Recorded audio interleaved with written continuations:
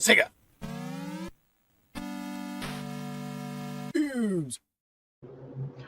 Dudes, have you seen the price of retro games? The sky is falling. Everyone needs to go out and buy all the PS3 games for some reason, even though they're crazily more expensive on the PS3 than the Xbox 360. So my advice would be to get them on the 360. But whatever, prices are crazy. What do you think, Sam?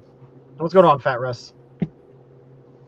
No, because it's all prices. Everything's insane. Prices are so expensive. Everybody's doing videos on PS3. Why is PS3 going up? Why is PS3 going up? I don't know. I think it's just people are nuts. You have a lot of different ends of the spectrum when it comes to this. I mean, like we were talking about to start. What was it?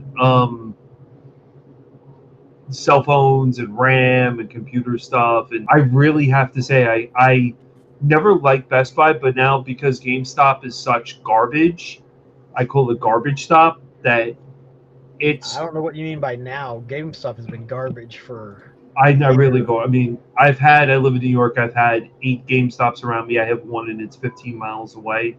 Go figure, being in New York. In Manhattan, they're even more scarce because they can't even afford the rent. They're too busy buying out eBay. And but I mean, it's just, I went there today and I am not paying $2,000 for a phone from Samsung, and my phone is an S23. They're on like 26 or 28 or so, whatever iteration number that they're on, and I refuse to pay it. Baseline phones are $2,800 now. Like top of the line terabyte phones from Samsung, if you want to get a fold, they're like $2,400. I mean, that's like a near down payment on a car. Who's going to buy this garbage?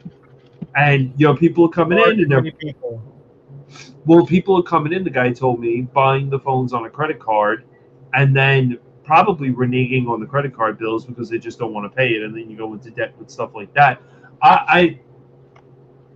So Apple... It's not so easy to renege on the credit card bills, though. Well, I mean, Apple... Unless you're going to declare bankruptcy. Yeah, but a car payment's a little bit worse. You don't need... you don't need the phone. What are they going to do? They're going to repossess your phone? Yeah. Yeah, that'd be funny. No, I will. So I went in there, and they're just there. Really quick. So, something we talked about was the price of PS3 games. Fat Russ says games are just going crazy now because Sony closed the PS3 digital store, which, is kind of crazy that is causing it, because you've had years to get it. You knew it was coming because they already talked about doing it once, but then all of a sudden it's like, oh no, now they're serious, so we must buy all the games that we haven't bought in the last 5 years in FOMO. And saying, you mentioned all of the YouTube channels and stuff making videos and stuff about it. I have muted more channels from my recommendations in the last couple of weeks for just garbage thumbnails about going to buy, go pick up these games before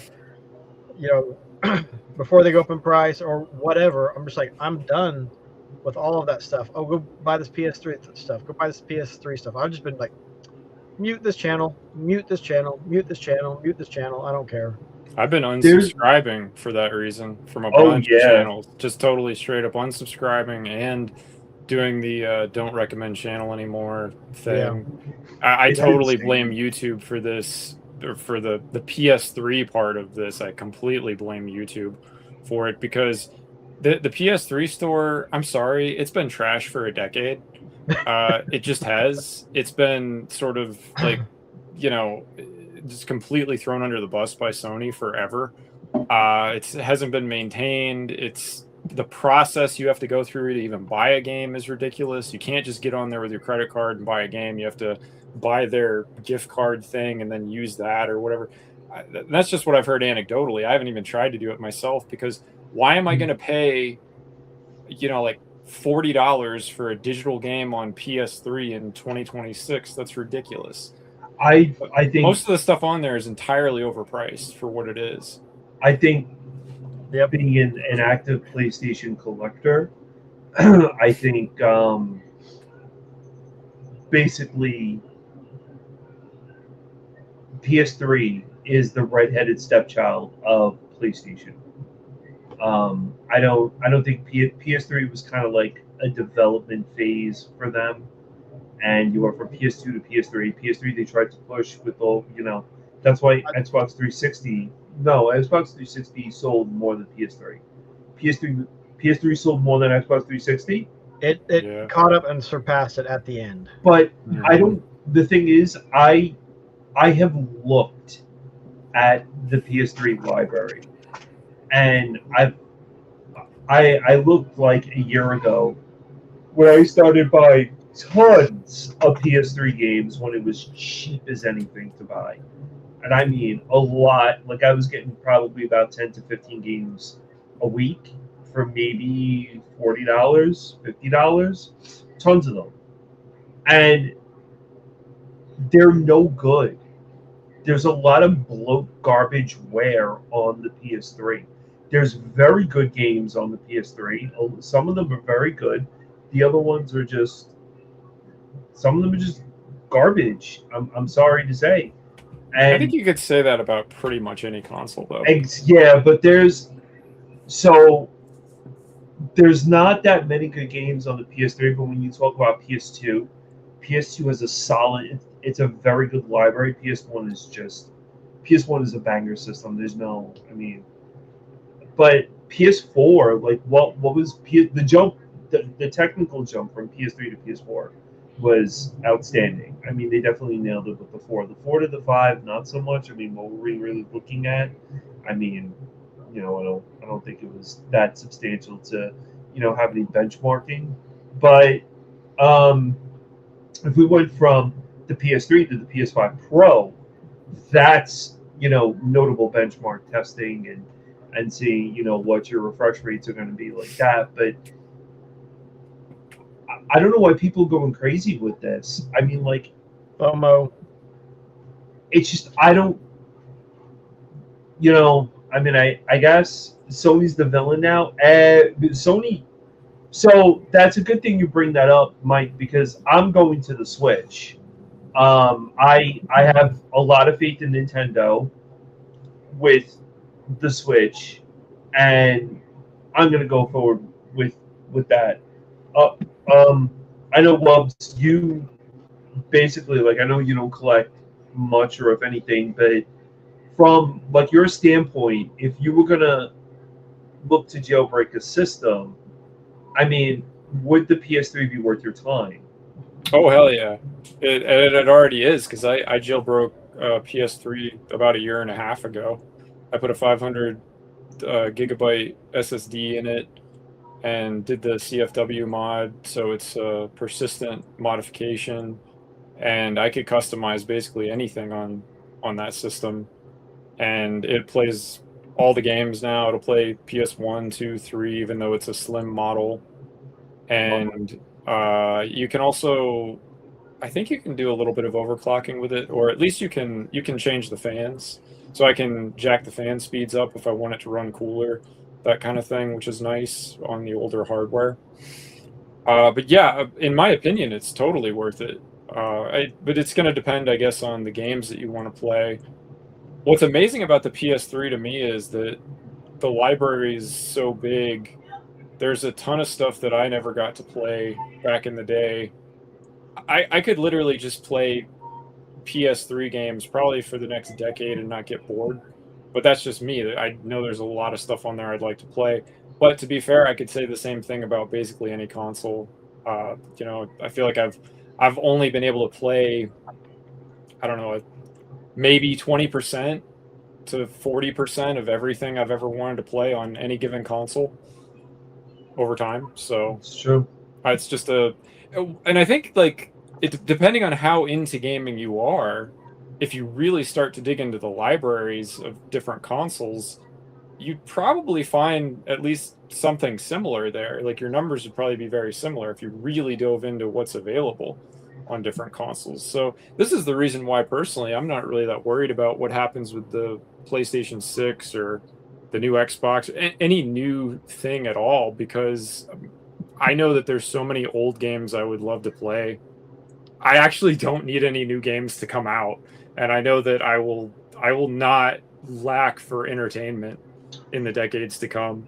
You know, it's funny you brought that up because we have bad storms rolling through, and I said to myself, well, you know, if I lose internet, Right. What content do I have? So I always run these like what if scenarios because it's a good test of like the collection that I've amassed. As I say, that lightning goes off.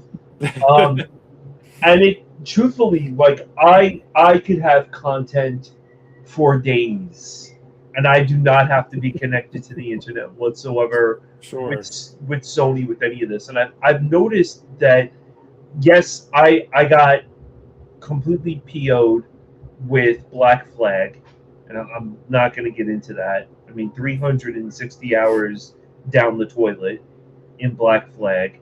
Yeah, but you had fun, right? For those 360 hours. I had, yeah, because I love that game. I love that game. That game inspired a whole tattoo sleeve on my arm, and I love that game to no end. But I mean, because of poor planning on Ubisoft, I lost those hours because of a glitch that I wound up going into, and Ubisoft said Well, it sounds like that was a glitch that was in the original game, and so I don't for this version because I don't know. I jumped into Zombie was saying, "Oh yeah, that that happened to me on the original." I jumped into something, and it just I'm not going to get into it, but I mean, yeah, different place, different time, but. Like playing Beast of Reincarnation, I don't need to be on the internet in order to play that game. I can just disconnect off the internet, play, Sure. and that's it. And it's not bad. I don't need Big Brother tracking what I'm doing. I think that I've had I have not trusted internet service providers forever because I grew up in the country and service was spotty at best for the majority of my life. So I just sort of feel like I've been programmed forever to just never get comfortable with the idea that, oh yeah, the internet will always be on or I'll always have a good connection. No, my experience has been completely the opposite of that living in rural America. So, but for somebody in the city, this could be more of a foreign concept, right? I mean, you're there in Long Island. I would think internet there would be some of the most reliable in the whole country. And so is this kind of a new way of thinking for you then, trying to think more offline for the future? I've always wanted a reason to play my backlog of games. Mm-hmm. And well, you're about to get it. It sounds like it was. I'm telling you, I have never. Disclaimer: this one's really bad. Don't play this one on stream. But I just picked up Steam Hearts. I have been after this game for years for PC. Looks like a fantastic cover. I don't know what it's about, but do we really need an excuse to play our old games? No, you've got to decide that's the priority of your gaming time. I mean, your backlog or the retro games. This wouldn't say it's giving you a reason. It's making the choice for you. Well, yeah, you want to be stuck with not only owning the games, but something Wubbs and I talked about on that DRM podcast. Yeah, is some of those when you don't have internet, even if you have the physical disc, it has to call back home to make sure you have the license. So yes. That's the problem with the newer stuff, right? Yeah. Yes.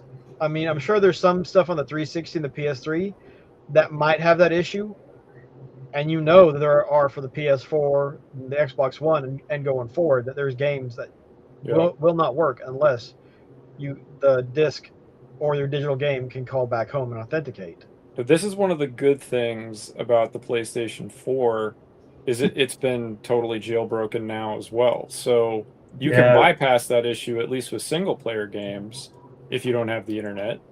And you should be able to play, any single player game, I would think, on the PS4 is once you jailbreak it. I mean, I was playing. My friend jailbroke the PS2 and has all these PS2 games on there now with the hard drive and did all of that. And he jailbroke the PS3, has all those games as well. And him and I were talking. And he was like, "Yeah, I don't really know about the library of PS3. I mean, there's some stuff that's good, some stuff because it was so weird at times. But there was no like, I really feel that it's as long as you don't put on the skeleton mask, we're okay."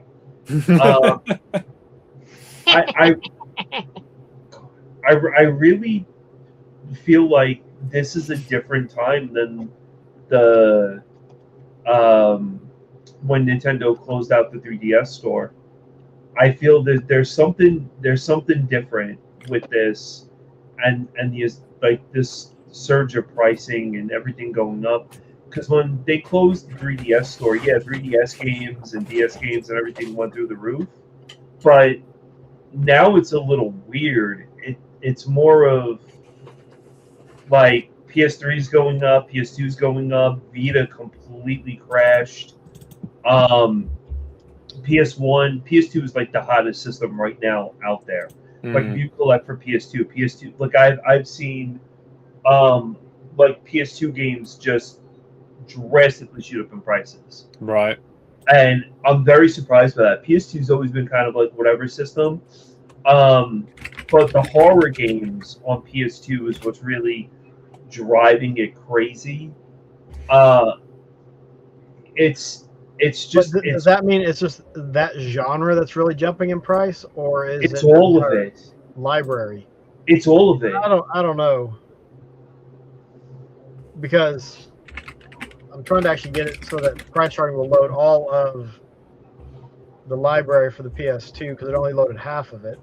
I have everything here for price charting, and I don't know what screen I was displaying on this, but I mean, I think it's like PS1.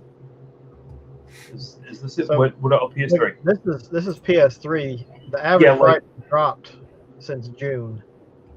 Right, but then it went up. Price has gone up, so that is indicative of a general price increase. See, this is when I was buying like PS3 games. It was like in 2024 and late 2025, but these games are been on a fairly not quite flat, maybe a 1 degree increase, but then it bottomed out in July. And then this month. This game specifically, this is absolutely ridiculous. This is the stupidest thing I've ever seen. Bring up my screen. Hold on, I'm gonna Mike Tendo just put in there about Ashura's Wrath, and this is one I don't understand because it's not crazy priced for the 360, but if you want the PS3 version, it's $170. Mm-hmm. I mean, that's one that I see on lists a lot that people put on there as like one of their favorite PS3 games, or less known, but a game they really like. Playing an anime. Mm-hmm. Unfortunately, you can't skip the cutscenes a lot of times. But I mean, even look at Folklore.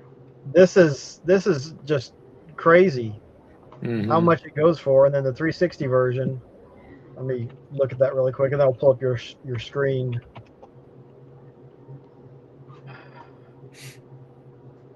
Well, I bought the digital copy for $5 on the 360, and actually it's backwards compatible, so you can play it on the Xbox One and the Series S and X. That's nice.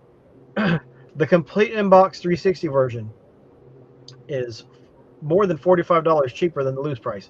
Again, this is according to price charting. This is a good way to get an idea of what the game prices are, but if you want hard ones, go look at what eBay sold listings are. But I mean, that's crazy. Oh, look how much cheaper the PAL version is. It's only $33. PAL version is insane. Yeah, the PAL version is basically on par with the 360 version. It's actually a little bit cheaper for a complete in box. Oh, I meant the 360 PAL. A few rows down there. It's $33. Oh my gosh, that's even crazier. It's $30. You know, that's a reasonable price. Right. And, Well, this is the thing too. I'd have to research it because I haven't jailbroken a 360, but I would expect if you jailbroke an American 360, you could probably play that because generally when you jailbreak it, it gets rid of all the region locking. Well, then I mean, it is kind of text heavy, so the Japanese version is cheaper. Mm-hmm. But you got to check these things though, right? The Japanese barrier. version, it might have an English subtitle in it, but it just depends on the game. Yeah, you're never gonna know until you Google it. Okay, we're gonna switch over to your screen, Sam. Hold on. Mm-hmm. Let me remove my screen. Add yours. Okay, you're looking at OG PlayStation. But no, I'm looking at game prices raised prices on 360 games that they used to be $5 and now they're $10. But now they can put them on sale for half off, and people think they're getting a deal. See, this is something that's a little bit crazy too, because if you look, like, it was fine for PS1, now PS1 is going up, but look at that top game. Are you looking at it alphabetically? No, I'm looking at complete in box from highest to lowest. Oh, hold on. Let me move our. So, Elemental Gearbot Assassin case. See, why is that even included? That right there is included, and so when you look at the graph, that is throwing the graph off. So that game is messing up, particularly the average price. You see how quick the average price jumps? This game sold in 2022. So yeah, basically, but it's included in that graph right there. This is when it 2022 right here is when the average went up. Then it corrected itself and went down, and then that was it. So it's really not gonna. It's only gonna throw it off, but the graph corrected itself. No, it's gonna, because if that's the last one that sold, they're still using that price when they're looking at average prices. That's why what you do is you go into each individual game as like a subset of what PS3 is, and then like, let's say for example, you take like Persona, the first one, which is Persona. I mean, loose is $245. I mean, $342. This is just stupid. For a game that fits on a CD, it's probably like 50 megs. Not even. It's stupid. It's completely stupid. This is what I want to know, and I really have data mined this to no end. I want to know who, first of all, here we have like 449. Then all of a sudden they go up to 500. So now everyone's like, oh wow, well I'm selling mine for 4. I'm not doing that anymore. I'm gonna start posting mine at 5. Who told these people to push the envelope? And I'll show this. I'll stop sharing this now. I'll do this with PS3, because this is what drives me up a wall when it comes to this. So PS2, do I even have PS3? I'd have to. Okay, so here it is. Yakuza Dead Souls. This is what I would like. So here I'm sharing.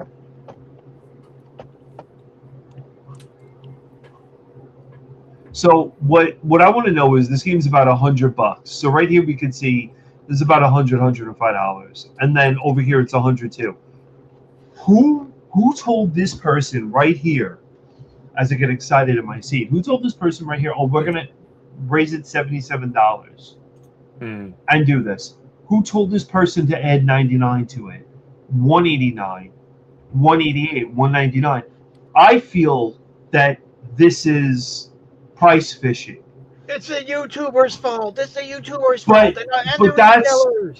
But I don't. The thing is this. I don't understand where they're getting. This is 7. So was this like around the time that Sony said that they're canceling everything and doing all of this? Like around 7/23? I think it was it. Yeah, probably. Has it been a month now? Almost. Because Yeah, I mean, it's definitely been around that time, right? But we got other factors as well, right? It's the price of computers and RAM affecting, how much new stuff is sold, and it's going to affect how many consoles are sold. And then you got the Sony thing on top of it saying they're getting rid of the physical games.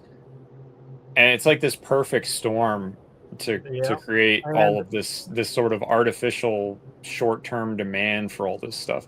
Maybe it's short-term, maybe it's long-term. We won't know until more time passes. That's true, until the store actually closes, and then a couple months after the fact, what's going to happen. The problem is it's not just people list stuff on eBay for crazy prices all the time. You go to a convention, and some of the stuff there is way overpriced.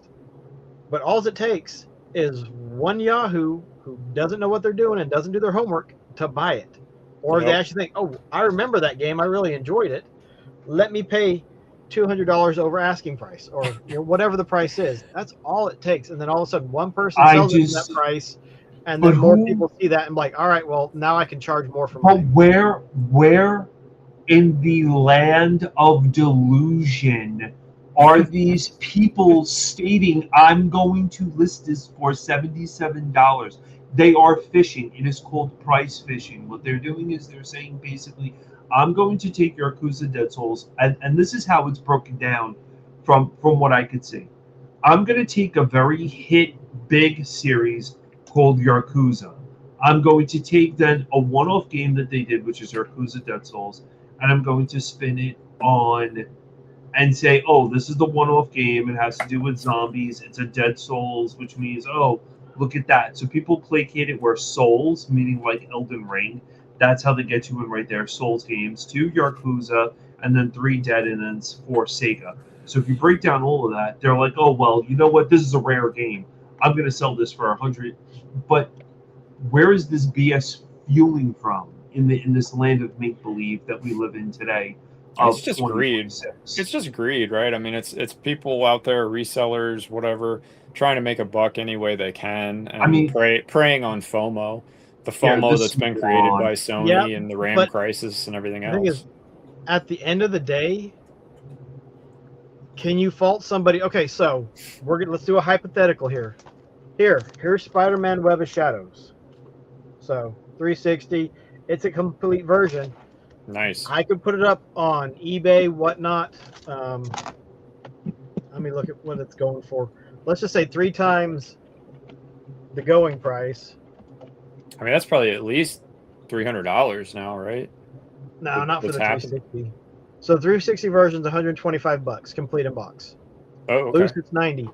So I take this game that, according to price charting, right now, that's selling for $125. I put it up on eBay for $250, and I keep it on eBay at $250.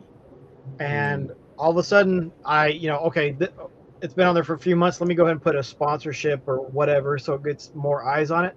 And somebody, that's the first result they see. They click on it, and like, that game is a lot of fun. I have good memories with that game, and they buy it. We're associating intentions and stuff with. So here's something very interesting. No, it's not very interesting. There was a game, whatever. So, but hold on. Like, it's not always just greed, because like I don't want to sell this game, but if somebody was to give me $250 for it, I would sell it in a heartbeat. All right. Well, and could that have the effect of a domino effect on making other resellers sell it for $250, and then all of a sudden it's going for $250? It could have that effect on resellers. Well, sure. I don't mean to imply that it's buyers actually paying that price. Oh yeah, no, it's still on, obviously, the buyer at the end of the day, right? For sustaining whatever the market will stand, right? I mean, they're the ones that are really at the end of the day responsible, but it's still, the sellers are totally taking advantage of the FOMO that Sony's created, right? I mean, I'm not saying that's right or wrong. It is what it is. Yeah. I don't particularly like it myself, but I'm not a reseller, so my money isn't dependent on that. Yeah. Maybe if I was, I would be like, hey, this is the best thing ever that could have happened. Thank you, Sony, for screwing over this entire community and making all of my inventory, triple in value overnight. Like So Sony's probably their favorite company right now. So here we go with Blur. Blur is a $56 game. There was the guy on eBay. PlayStation 3. This thing will do it. Okay. So Blur. Now we know. Let's keep in mind that Blur was a $56 game. All right. So I'm going to go to Yakuza Dead Souls, and I'm going to say $300 right here. Okay. This is the one that stands out the most. Mm-hmm. So if I click on this opens up obviously a different link. CIB. Go ahead and open it. It'll take us to the eBay listing, won't it? Or is it too old? Yes, it will. And I have the eBay listings up, so I will stop sharing and share. You don't have to stop sharing. You can click on that other tab and then just share that tab. How do you do that? You have to share your screen again. Okay. So you're not sharing your screen. I am now. There it is. Okay. So this is the same guy that sold the sold items. So this is the same guy that sold the Yakuza Dead Souls for $300. Mm-hmm. Code Veronica, $300. Now, oh wow, $1,600 for the Pokemon thing. Now we just saw Blur at $56, right? Great. Scumbag has it for $160. Okay.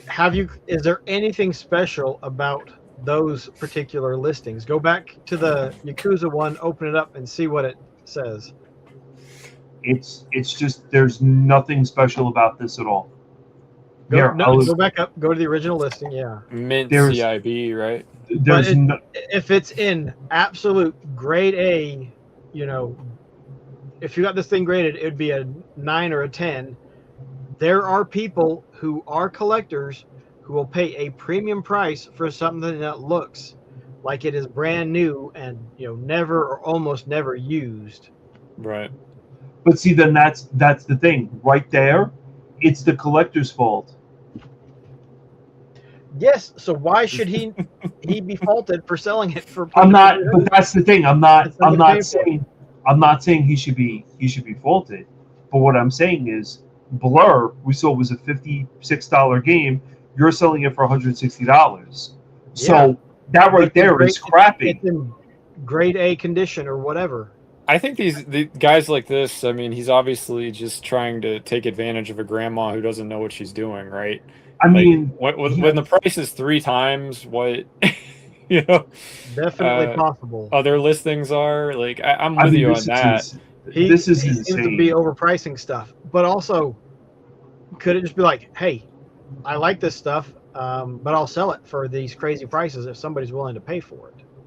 Yeah, I mean, there's nothing stopping him from having it up there, right? I mean, he can certainly do that, but but we also don't have to like it, right?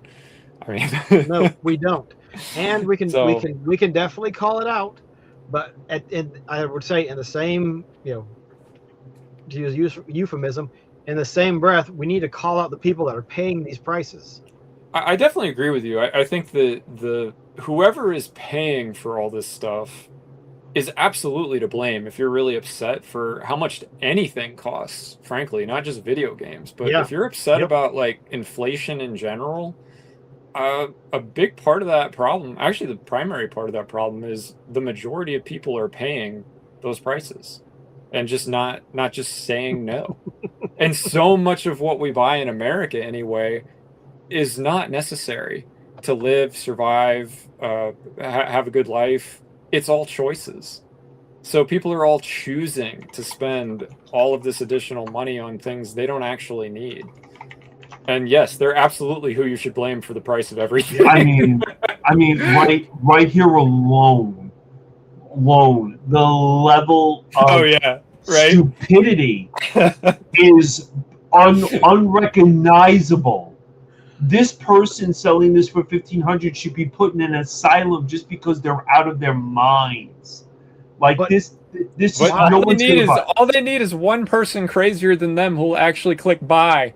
That's the thing, right? And they know it. That's the thing. The thing is, they are spending good money to list this on eBay for that price. I mean, it's not like there's nothing coming out of their pocket for listing this stuff. This is they think that this particular thing has some sort of value to them, to somebody else. So at least it's not like he didn't pay anything for it. No, it may only have cost him $1 or $2, but if he keeps relisting it, that's however much it is to relist something on eBay. Month after month. I am not going to buy for $2,000 Krispy Kreme donuts and have them shipped from Puerto Rico to New York when I could go in the store and go buy them myself. You really, I mean, that's... come on. The donuts have crossed an ocean. They're automatically worth more, right? I mean, that's how that works. I mean, you don't just like it, but that's the way it is. $85. I mean, for Oreos, okay, with the. So let's pull it back to gaming. We've talked about particular prices of individual games. We talked about Blur. We talked about Web of Shadows, Asura's Wrath. I think anyone paying $125 or more for Spider-Man Web of Shadows complete, like, that is out of my realm of, like, why would somebody pay that much for that game? There's a reason why I have my set value of $60 for a retro game. When I see these people pay these type of prices, the first thing that comes to my mind is they were dropped on their heads as children. I'm very, like I said, I watch price charting like it's a stock market. I'm very deeply involved. Like, I have running spreadsheets and I have Excel queries based off of all of this that I feed numbers into, and I'm trying to automate the process of pulling the numbers from price charting and adding them into the spreadsheet using AI. So, but it sounds like that's like a video game for you almost. Like you've turned it in price charting into a hobby game. I have my mind is gone. He's a little obsessed. It shows. I mean, my mind is gone. But now, if you were going to collect right now, this is what I don't understand personally, is that you're closing the market down for Vita and you're closing the market down for PS3. So PS1 and PS2 games on that market are going to go up. PS3, whatever, but you're closing down Vita, which Vita games could play, I believe, on the PS3. So why has Vita drastically took a tank? I've seen videos that I laugh at of people when I want to get through my day, of people that have a massive Vita collection and they're crying that their Vita I'm not going to collection not worth anybody. I'm like, moron. I mean, like, you're going on about this, man. I mean, did you just collect just to get money to just flip? Apparently, yes. If that's the reaction they're having, right? Like, that's why I wouldn't personally have a lot of sympathy for that. But it could also be that you don't necessarily collect for a value, but say you buy something for $1,000 and then in a year it's worth half of that. Not something like a car, something that's a collectible that generally appreciates in value. Right. And then it just drops in price. You're like, well, dang, if I had just waited, a year, 2 years, whatever, I could have saved that $500. I'm out that $500. But see, I feel like the issue with that is that's just how I approach life in general, right? Yep. And particularly gaming, right? I never buy new games. I'm never buying a game the year it comes out unless there's a stupid, insanely good sale or deal, right? And so it's like, for me, I just don't really sympathize with that. It's like, yeah, what, you're the idiot that paid $1,000 for this thing and drove up the prices because you were willing to pay $1,000 for it? Yeah, why would I feel sorry for you? Like, you had to have it first. I'm not gonna say names or anything like that, but there was one YouTube video that I did have on, and the guy was really complaining about the Vita, and he did call out to YouTube whatever the hell you call them, fake celebrities Mm. on YouTube. And he said these two people, I followed these two people, and they were talking about Vita. Buy Vita right now. Vita is the hottest system.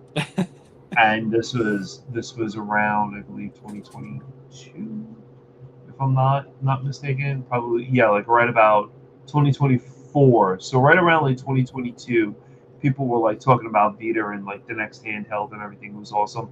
But in 2024, he was like, yeah, man, like I really bought a lot of Vita stuff because people were saying Vita was the hottest system. So here you have like a fake inflation. Now it crashed like this, and he calls out these two people on his YouTube videos saying, well, you guys let me, but you were the idiot that led into the fake inflation, and you were the idiot that. And also, like, why? I'm sorry, but if you're a gamer and you have like a personality built around gaming with your own interests, why are you gonna let any YouTuber tell you what to buy? I don't get that. It's like you're gonna research games and figure out what you're interested in if you're a real gamer. Am I wrong? Oh yeah, that's no, you're totally right. You're why are they like, doing that? Why are they letting, people persuade them to do whatever? It's stupid. In this case, it sounds like it's just he's trying to use it as an investment, right? Yep. And it's and now he's all upset that his stock is crashing. And I'm over here like, dude, if you'd have asked me, I could have told you video games are a terrible investment. Like you might as well buy new cars if you want, like, I mean, it's the same kind of thing. It's going to lose value over time, generally, given enough time. And unless we're going through a phase like this, obviously, where we're getting a lot of inflation. But who knows? In a year, in 5 years, in 10 years. But that's the same. This could completely reverse itself, and this stuff might be worth less than it ever was. But that's also the thing with anything that is a collectible. Yeah, exactly. There's a chance that tomorrow the bottom falls out. I got a comic book collection, and believe me, I know. Like, I'm not holding my breath that I'm ever going to get the money I put in. Late 80s, early 90s baseball cards. Stuff like that. The only thing that has saved them is grading. Yeah, and grading's helped comics a lot too, to be fair. But it's the sort of thing though, is like, I don't care. It's a passion. I didn't get into that to be a gold digger or something. If I wanted an investment, I would be in the stock market. So it's way easier. It's way more convenient than trying to deal with a market as insane as video games. I mean, Russ hit it on the head with naming the two people. And the guy was really like going off saying that Metal Jesus, looks like he ate a small child and needs to be put on Ozempic. We don't need to do personal attacks on the way somebody looks. I'm just saying what this guy said. The thing is, I will say this: those are two people that I have either unsubscribed from, or muted, or don't recommend this channel to, because their thumbnails and their titles are, to me, they've pushed a lot of FOMO and a lot of that kind of stuff. And Fat Russ is saying all of the shock thumbnails. Like I don't know why, but that's like one thing. Everyone's like, and it's like, nope, boom, I don't want to see your channels anymore. Like, your thumbnails are just irritating me to no end. But very clickbaity, right? That's what. Yeah, they're very clickbait. They feel clickbaity, whether they are or not. They lost me at the clickbaity look of a thumbnail. Well, it's just that FOMO. Anything that's like FOMO to buy stuff, to me, is just like an instant turnoff. But that's just me personally. I know that may not be the case for everybody. But Fat Russ was saying also Mr. Rightway. And I've noticed that as well. I used to like his channel, but he's pushed so much FOMO stuff, and I think that I just can't follow him. I like his Mike Tenno hit it right there too. There's a lot of shills. Yep, tons of shills. Oh man, that's Boy, there's more shills on YouTube than anything else. Yeah. I don't know. I don't know what that analogy means. Well, it's just people pushing different products. Yeah. Right. That's what they are. Or they'll shill for a company, right? You'll get Yep. like the Sony fanboys or the Nintendo fanboys. Oh, And it doesn't matter how bad the product is. They'll say, "Oh, this game was amazing. Go out and buy it." And it doesn't matter how bad it is. Like there's Yep. a lot of that going around.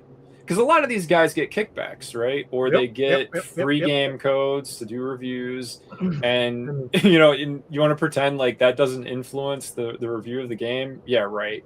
Of course it does. Because if you think about it, like, think about it honestly, and be honest with yourself. How difficult would it be to, like, a company? So, say an NIS America approaches you, gives you this wonderful new game that they've coming out with. It's got all of this, you know, you got a special media release. It's got all of these trinkets and doodads and bebobs, and they just give it to you. The game is absolute garbage. Everything that they sent you is flimsy and, you know, just falls apart. I know how big of a fan of NIS America you are. I think you would have a tough time being 100% honest about it. Nah. Because you're like, if I say horrible things about this game, the likelihood that they will ever send me something again is very small. It's infinitesimal. And that's just something as a human being, I think, that you have to fight. Not saying that you can't, but I think some of us, especially if we haven't been given much stuff, it would be tough to do. Well, definitely be a challenge, right? I mean, it would be a challenge, but based off of the fact that I wouldn't be a sellout when it came to it either, and I would give an honest opinion, and I would say, listen, it's this game. You think you would? I don't. But see, the thing is, I don't need to be bought out by a company just to change my opinion, because I become like every other drone. Yes, but I'm saying you have to be cognizant of it. And I don't know if a lot of creators, they get to the point where they stop thinking about it and they're just like, I need to keep getting this stuff so I can get the views, so I can get the money from my channel. And the way of doing that is to get, you know, the pre-release items. Oh, I get the game a week before anybody else. And so I got to be gushing about it. So here, I'll give you a perfect example with this scenario. My cousin, who streams, went and dumped a ton. See, Fat Russ is honest. I mean, I couldn't, but my cousin dumped a ton of money into gamer subs. I mean, a ton of money. And like to the point where he was paying firms upwards of like $350 every 2 weeks that he was working overtime because he just bought gamer subs like crazy. And they didn't even get, and he was posting on Instagram, YouTube, everything, gamer subs. Even if he told me, like, even if the flavor was garbage, he wanted wanted to get behind them so much.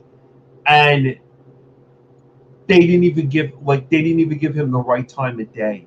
And after years, 5 years, my cousin told me, of streaming gamer subs, and I mean, his room was plastered with this garbage. Okay, everything. He spent, I think, when we totaled it out, I think he spent close to about $15,000 on their merchandise, which is mind blowing. They didn't recognize him at all. When I went to a show last year, and I gave them the card, I gave him like his stream card, all this garbage and everything like this. They contacted him, and they said to him, "Oh, well, you're not a big time streamer. We're not going to really get like enough subscription money off of you or anything, but we'll send you a care package, and that's it." That broke him. Wow. Broke him, where he took all their stuff and basically burned it in a bonfire. 2 days later, Advanced GG saw him do this and picked him up as a streamer, Advanced GG, because they felt so bad for him. And like that is how I feel these YouTube people view this, because they need to hype. The problem is that they need to hype up the next big thing to keep their ratings going. Mm-hmm. So now, it's the PlayStation 3. We're going to hype this up, or we're going to hype this up, or we're going to do this, or we're going to do that. That's why I like John Hancock, because John Hancock is true to himself. He's true to viewing, like, hey, let's talk about the Evercade or Mad Little Pixel. I like him too. The other guy that had the heart condition, he's bald, and he was excellent with like keeping true to himself as well. But these people, dude, I'll drop it. Thank you, Simba. I'll drop it like real quick, and then you guys can go on. When Mr. Whatever walked into GameStop, and I'm an avid Saturn collector. When you walk into the GameStop and you have a stack of Saturn games just sitting there, and they're one banger after the next, including the No Spine Astal, which is very hard to find because Astal's name is not on the spine at all. It's a very rarer Saturn game to go after. When you have all this stuff sitting there, you didn't just happen to walk into a GameStop and said, "Oh my Lord Jesus, thank you for this." Nah, someone called you up on the phone and gave you a tip and said, "Yo, listen, put our GameStop in your show so I can get more ratings." And this is the problem that we're seeing with these prices. You mean inauthentic videos? Yes. I'm sorry, but if NIS came to me and said this, I would be like, listen, I'm going to give an honest opinion. If the game is garbage, the game is garbage. I said I've worked QA for 7 to 10 years of my life. I said testing your game and coming out and telling the world the bugs are fine. I completely understand that, but I'm not going to say this is the next best thing since sliced bread or whatever it is, because it's the next thing. And that's what a lot of the YouTubers do. I feel like they get on that hype train of whatever the thing is just to get views. And it's sort of like, I can't even blame them because that's the way the platform's set up, right? Yep. You're going to get more views based on whatever's trending at any given time, no matter how stupid it is or how bad it is as a game or an idea. So they're sort of at the mercy of whatever's popular in the moment. I've seen too many companies that have PMs, project managers, or system support engineers, SMEs, go into a client, say the software is great, we're going to do all of this, sell the software off to the company, go on to the next, and then the company that they sold the software to is left carrying the pieces because the software was not what that company required that they needed. And they built an entire project based off of and sent out PMOs and everything. And I'm going way over people's heads, but sent out PMOs, purchase orders, and other stuff. And that's how I feel like these YouTubers are based. They're selling all of this stuff, and then they move on to the next thing and sell this crap to us, and then go to the next thing. And this is what's driving these prices crazy. It's becoming to the point where in New York, you walk into a store, there's no prices. They take the game, they have a camera, scan the image of the game, it comes up in price charting, and then they basically add 20, 30, 40% to whatever the game is, and that's the price. Yeah, that's crazy. But I don't know how these places stay in business, though. This is the thing. I guess it's just so many people are willing to pay the extra money. They just put it on the credit card. They don't care. They're in massive debt anyway. What difference does it make? Bingo. I don't know. Maybe that's what it is. The thing is, you never know what somebody, whether it's video games or new car or whatever, you never know what kind of financial situation they may be in. And actually, this is a topic that Say and I had talked about earlier in the week about doing as a discussion, is the financial side and going into debt to get some of this stuff. Oh yeah, that would be really interesting to do. I'd love to be in that one too. Something to do next week and get several people on and have honest conversations like how do you afford to buy your games? I'd be really interested to hear about what based on your income or whatever, do you have any kind of budget for your hobbies, whatever they are, gaming or something else, and like, do you actually stick to it? And Yeah. how do you support that? Is it credit based, or is it actually based on money you actually have? Right. Not future earnings you are hoping that you will Right, receive. because you could Yeah. lose a job anytime if that's where your money comes from. You have no guarantee that Yep. you're going to make that Yep. money, And this is why I think pre-orders are kind of dumb too, because the same reason, right? So many people struggle to just do basic math for their finances, and then they're pre-ordering all this stuff, and they're, racking all those expenses up, and they might not even have a job when it comes out. It's crazy. But most people don't plan for tomorrow. They don't plan for a rainy day. They just, it's consume, consume, consume, consume. Yeah. And, Well, that's certainly what we're programmed to do in America. Yep. Consume next product, consume next product. And, prices, be darned. I don't care. I'm just going to. But isn't it interesting, though, what's happened, at least even right here with Anthony, as far as you're talking about now, you've been motivated to look into your backlog more or consider what you have that you could play that isn't dependent on Sony or the internet, all these other things. And maybe that's happening to a lot of other people as well for the first time because of what Sony has just done. So in a way, maybe it could actually be a benefit for people if they've never considered this sort of thing before. Yeah. Because eventually it was going to be something, right? Physical games were going to go away. Internet was going to become prohibitively expensive. Any kind of problem could have happened in the supply chain for various reasons, either political or war or whatever. All kinds of stuff could disrupt your ability to constantly consume new video games. No, you're totally right. I mean, and with what you're saying about the whole buying of video games and everything else, and not get like too drastically into it. I mean, like I have a savings and we put money away, and whenever we hit a milestone that we think is financially appropriate within the savings,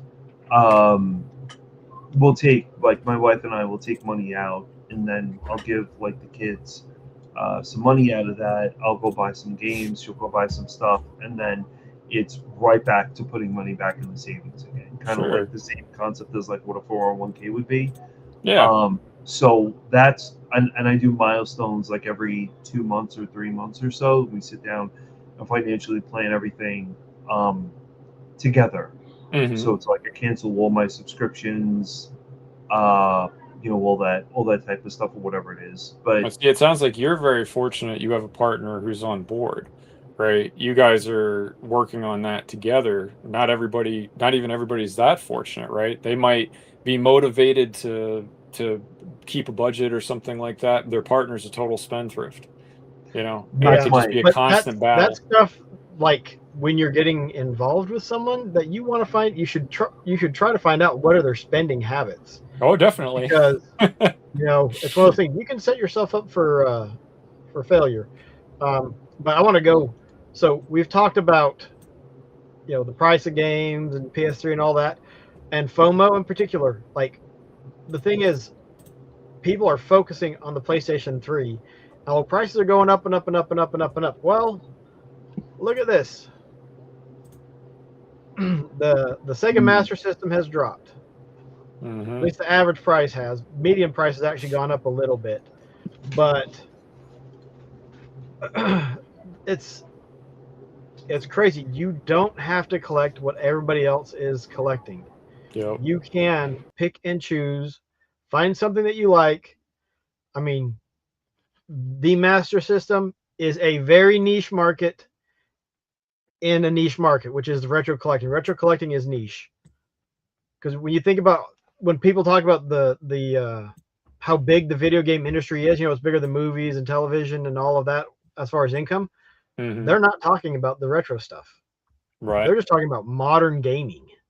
Oh yeah, yeah, and it's exploded in the last decade, right, compared to what it was before that, even in terms of GDP.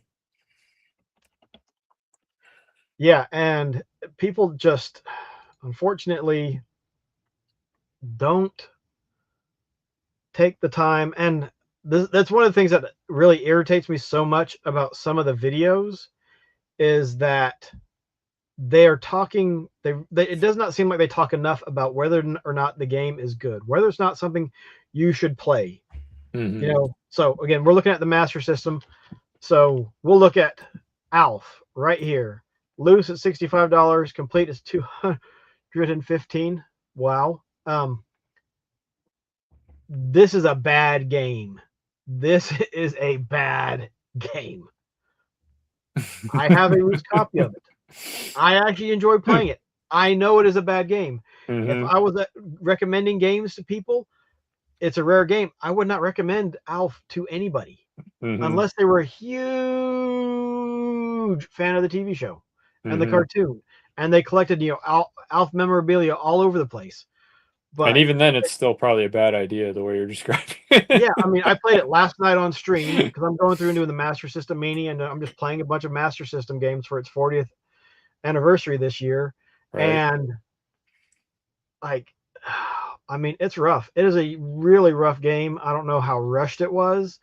If it was something that they wanted to get out in a certain time frame, but like I said, out of the 113 games, 172 listed on here, but that's not exactly right. The 113 games that were released in the United States, the only games I would put below Alf would probably be the great sports titles, and that's it. Yeah, just watch the Alf show. It's much better. I love the show. Yeah, the game has bad hitboxes. Like I said, like I would not recommend it to people, but unless like there's always those caveats. But even then, you gamer, consumer, collector, you need to decide what it is that you are looking for in your game collection or the games that you want to play. Do you want to play janky stuff? If you want to play janky stuff, Alf is there. If some people are into that. I don't know why, but some people are. That's actually kind of their hobby, I've noticed. Yeah. I mean, like I said, I enjoy it for the most part. It is super janky. Hitboxes are kind of crazy. Yeah. And the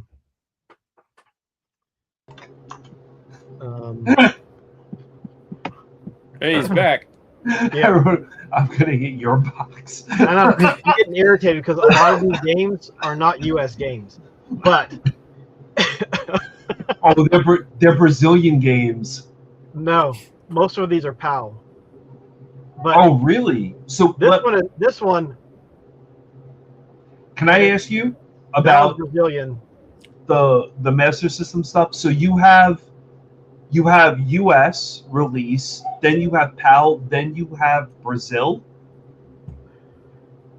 There's Brazil. Brazil usually commands a premium price if you want a Brazilian game, which is kind of crazy. Because this right here, Chaplin X Dracula, is Ghost House. $80 loose, 170 loose. Well, if you come down, look at Ghost House, and that's one of the cards, and the cards can be a little bit more expensive, but $22, $36. That's a fun game, Ghost House.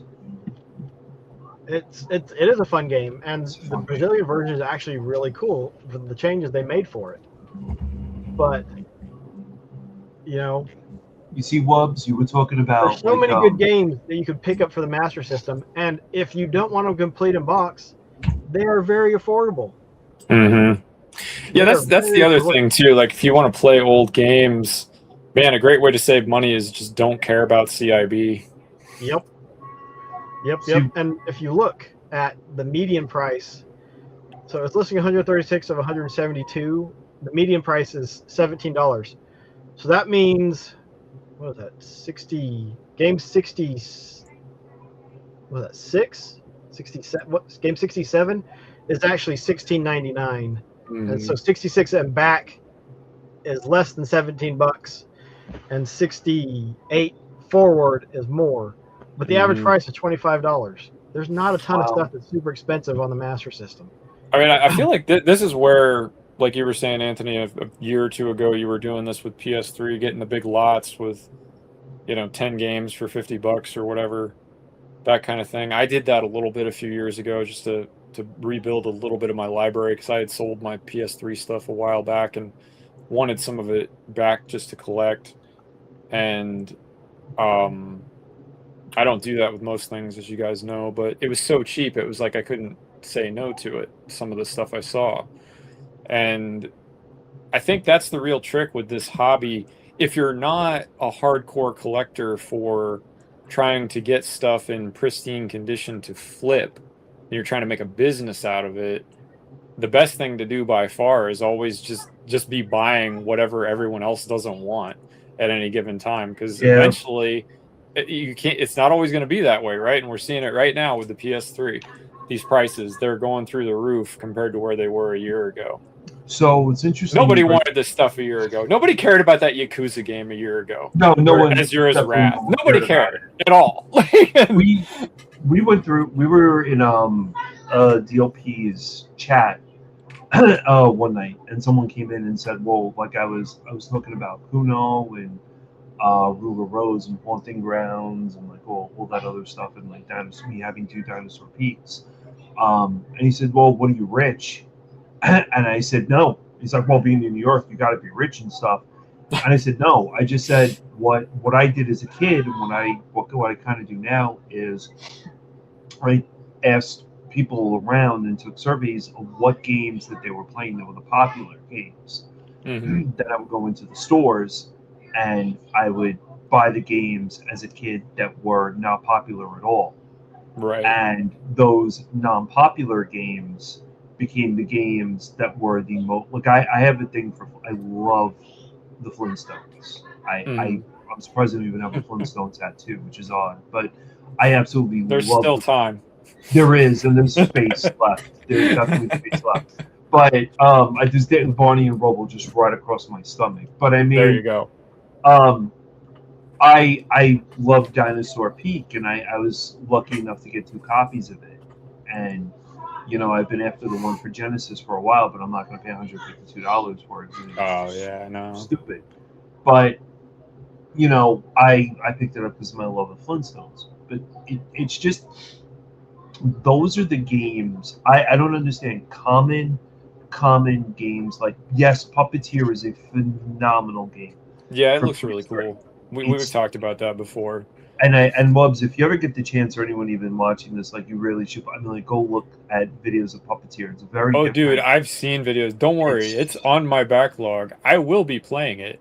I won't be paying $60 or $100 for it, but don't worry, I will be playing it.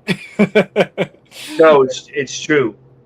It's such a great game, and I don't understand why mark it up like 200. Why that game in particular? I don't understand.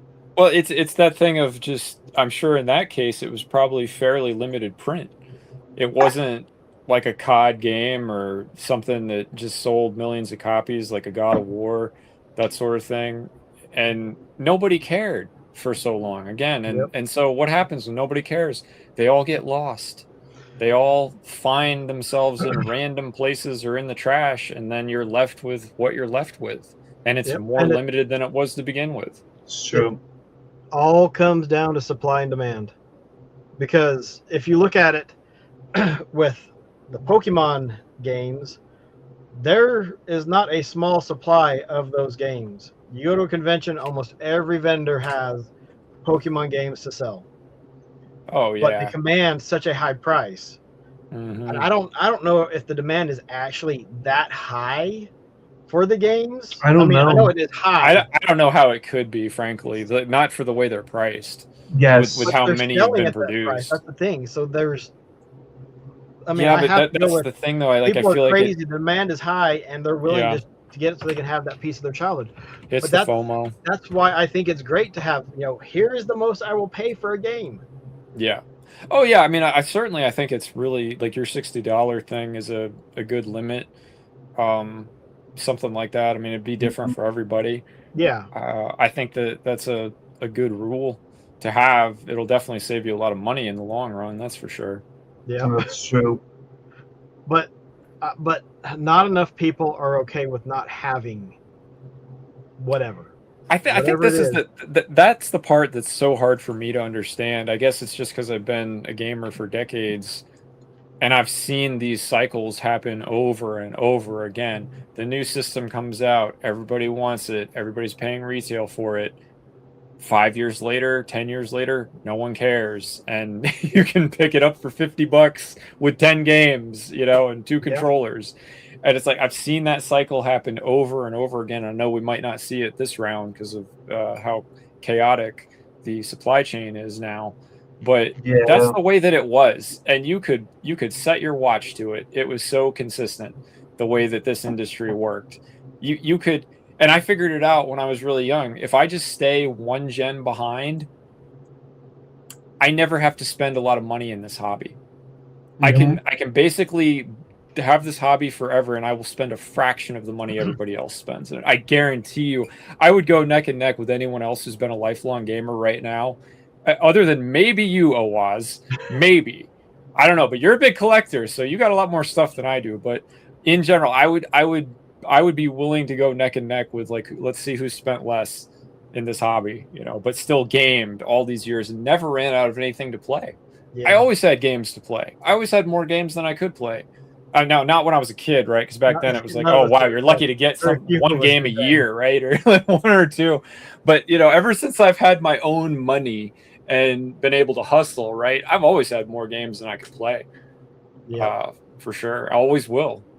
And that's the other reason why I'm not really worried about the PS6 or whatever Microsoft is doing or any of these companies, because it's like there's a whole history there that you can dive into, and it's relatively accessible too. If you want to play old games and you're not afraid of jailbreaking or emulation, you can get into this hobby for $100. Frankly, that's all it takes. If you got internet.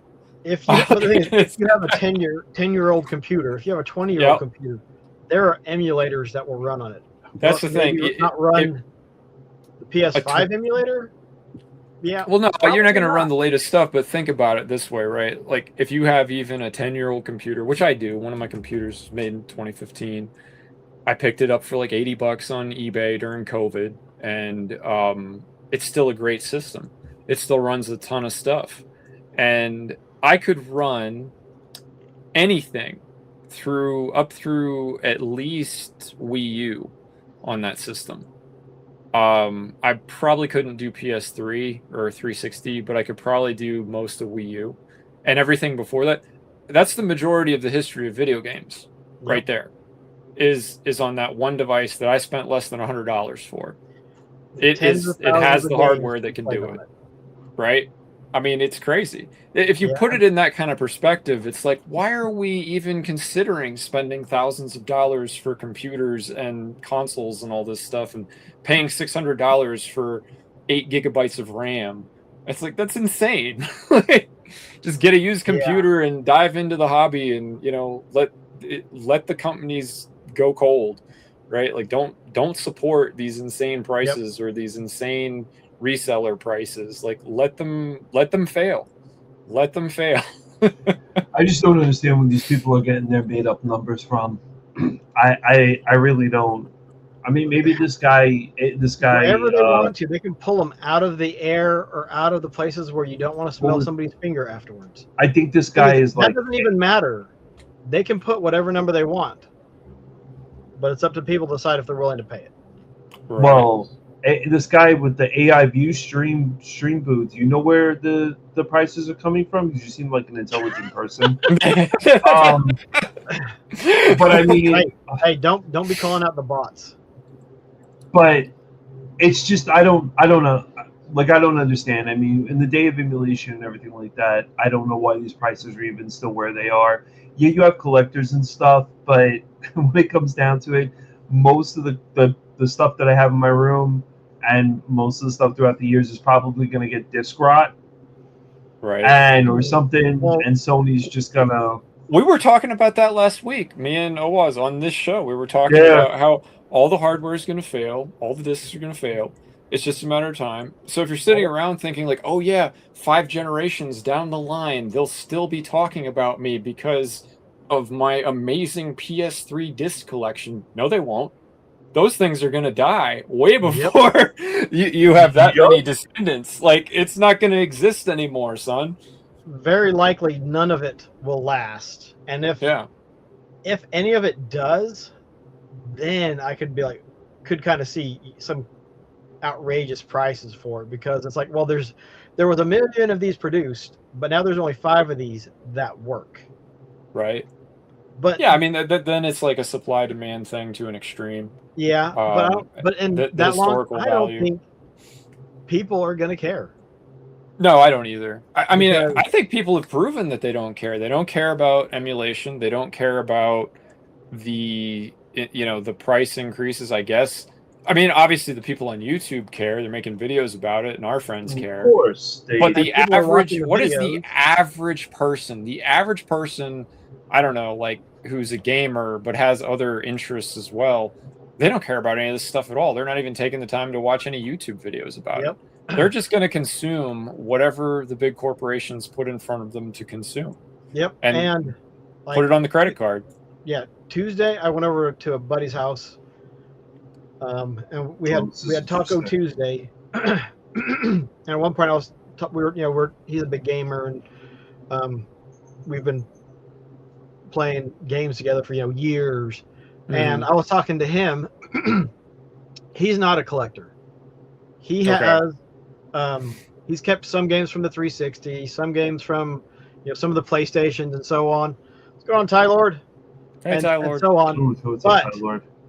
Like, is this the week that people are supposed to boycott the PlayStation 5? I think it's this week or next week. Like, he's sitting there talking about buying games, picking stuff up. He's not I don't think he's really all that worried about the physical stuff, and he's not worried about the digital stuff. Right. And like, I was like, should I say something to him about this boycott? It's like, should you like tell Neo he's in the Matrix or not? Like, should you just let him have his blue pill? Yeah, and I didn't say anything to him about it. I was just like, you know what? Right. He just wants to play games. Yeah, and I think I think you made the right call, honestly. Like, I think he's better off, probably. There's no reason for him to experience any drama or, be upset about all this stuff, because the way that he wants to engage in the hobby, it doesn't really affect him that much, right? It's different than how I engage with it, how you engage with it, how Saiyan engages with it. And if we get down to it, there's probably a little bit of difference in how we all engage with it. Because if you think about it, we don't all collect the same stuff. And sure. Not just, that surface level. Hanging out with you guys, I always feel kind of like an imposter, because it's like everybody's a big collector, and I'm in here like, I got like, I don't know, maybe 20 PS3 games, maybe four PS4, maybe 20 PS5s. That's about it. I got my Switch stuff. I got like 20 Switch games, maybe.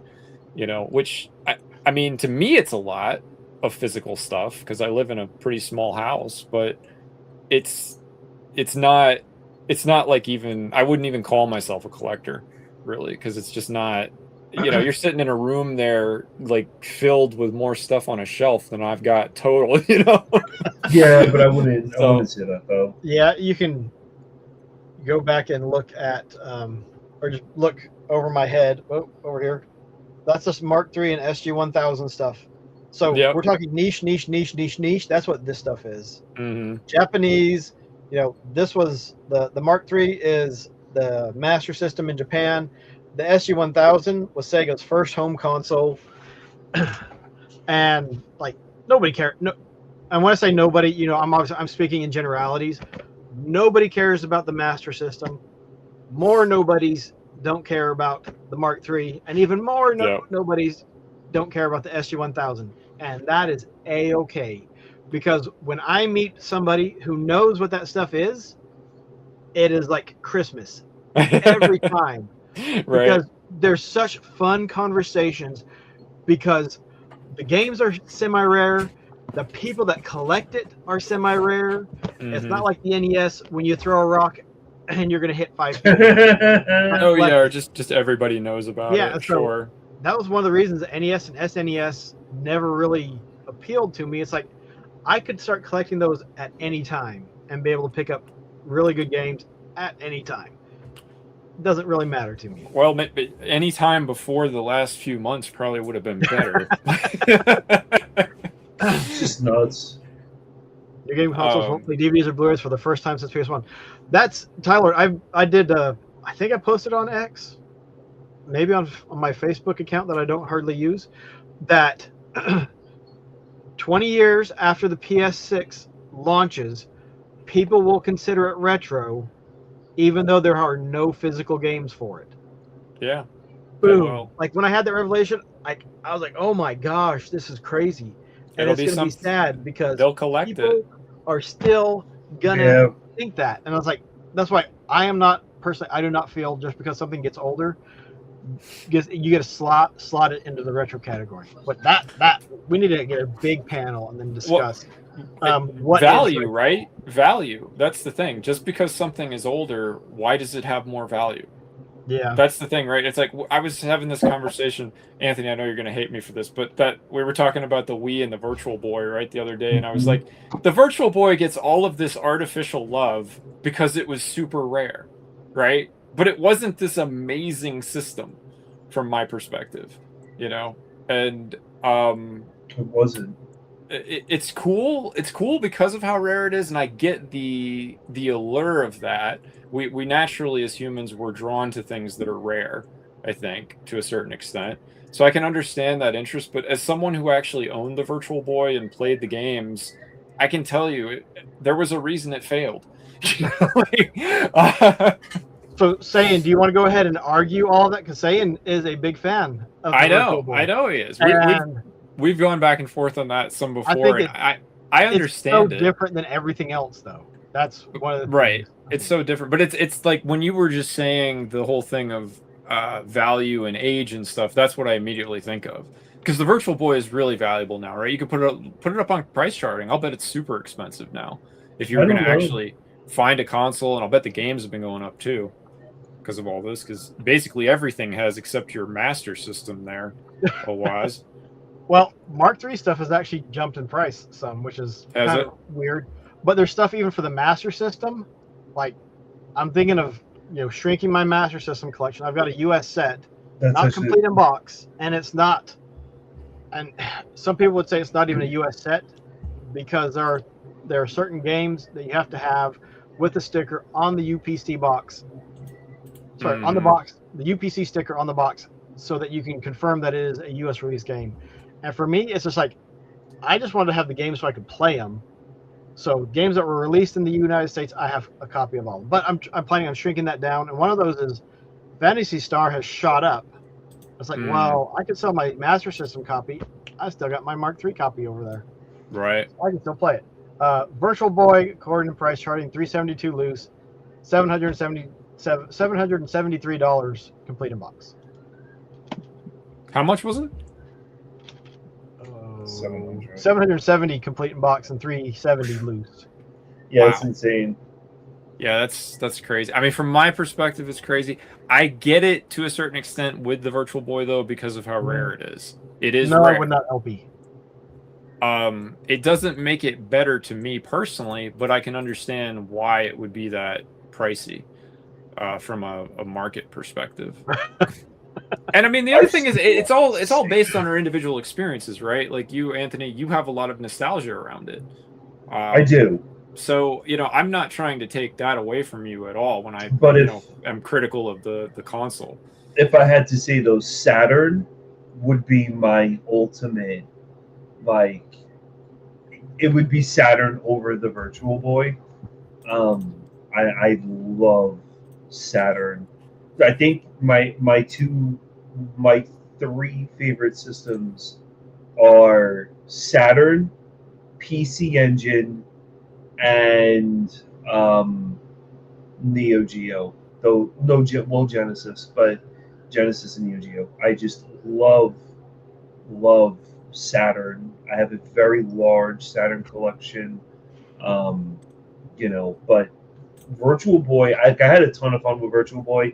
I had loads of fun with Super Nintendo as well. But if I'm ever going to sit down and play something, it's going to be PC Engine over anything. Yeah. It's just PC. I love I love a lot of games on PC Engine. I think they're great. So I avidly collect for PC Engine. That's why when I went on price charting and I looked up PCCD and the Hue cards, they're going through the roof. Mm-hmm. And I wouldn't have bent on Steam Hearts, but I found a really good price for it, picked it up, and 2 weeks later, the game went up even more in price. Mm-hmm. And I'm like, I'm done. I'm not. Like, I couldn't deal with it. And I said, this is ridiculous. Tylord asked, what's worse, Virtual Boy collectors or Jaguar collectors? Jaguar collectors.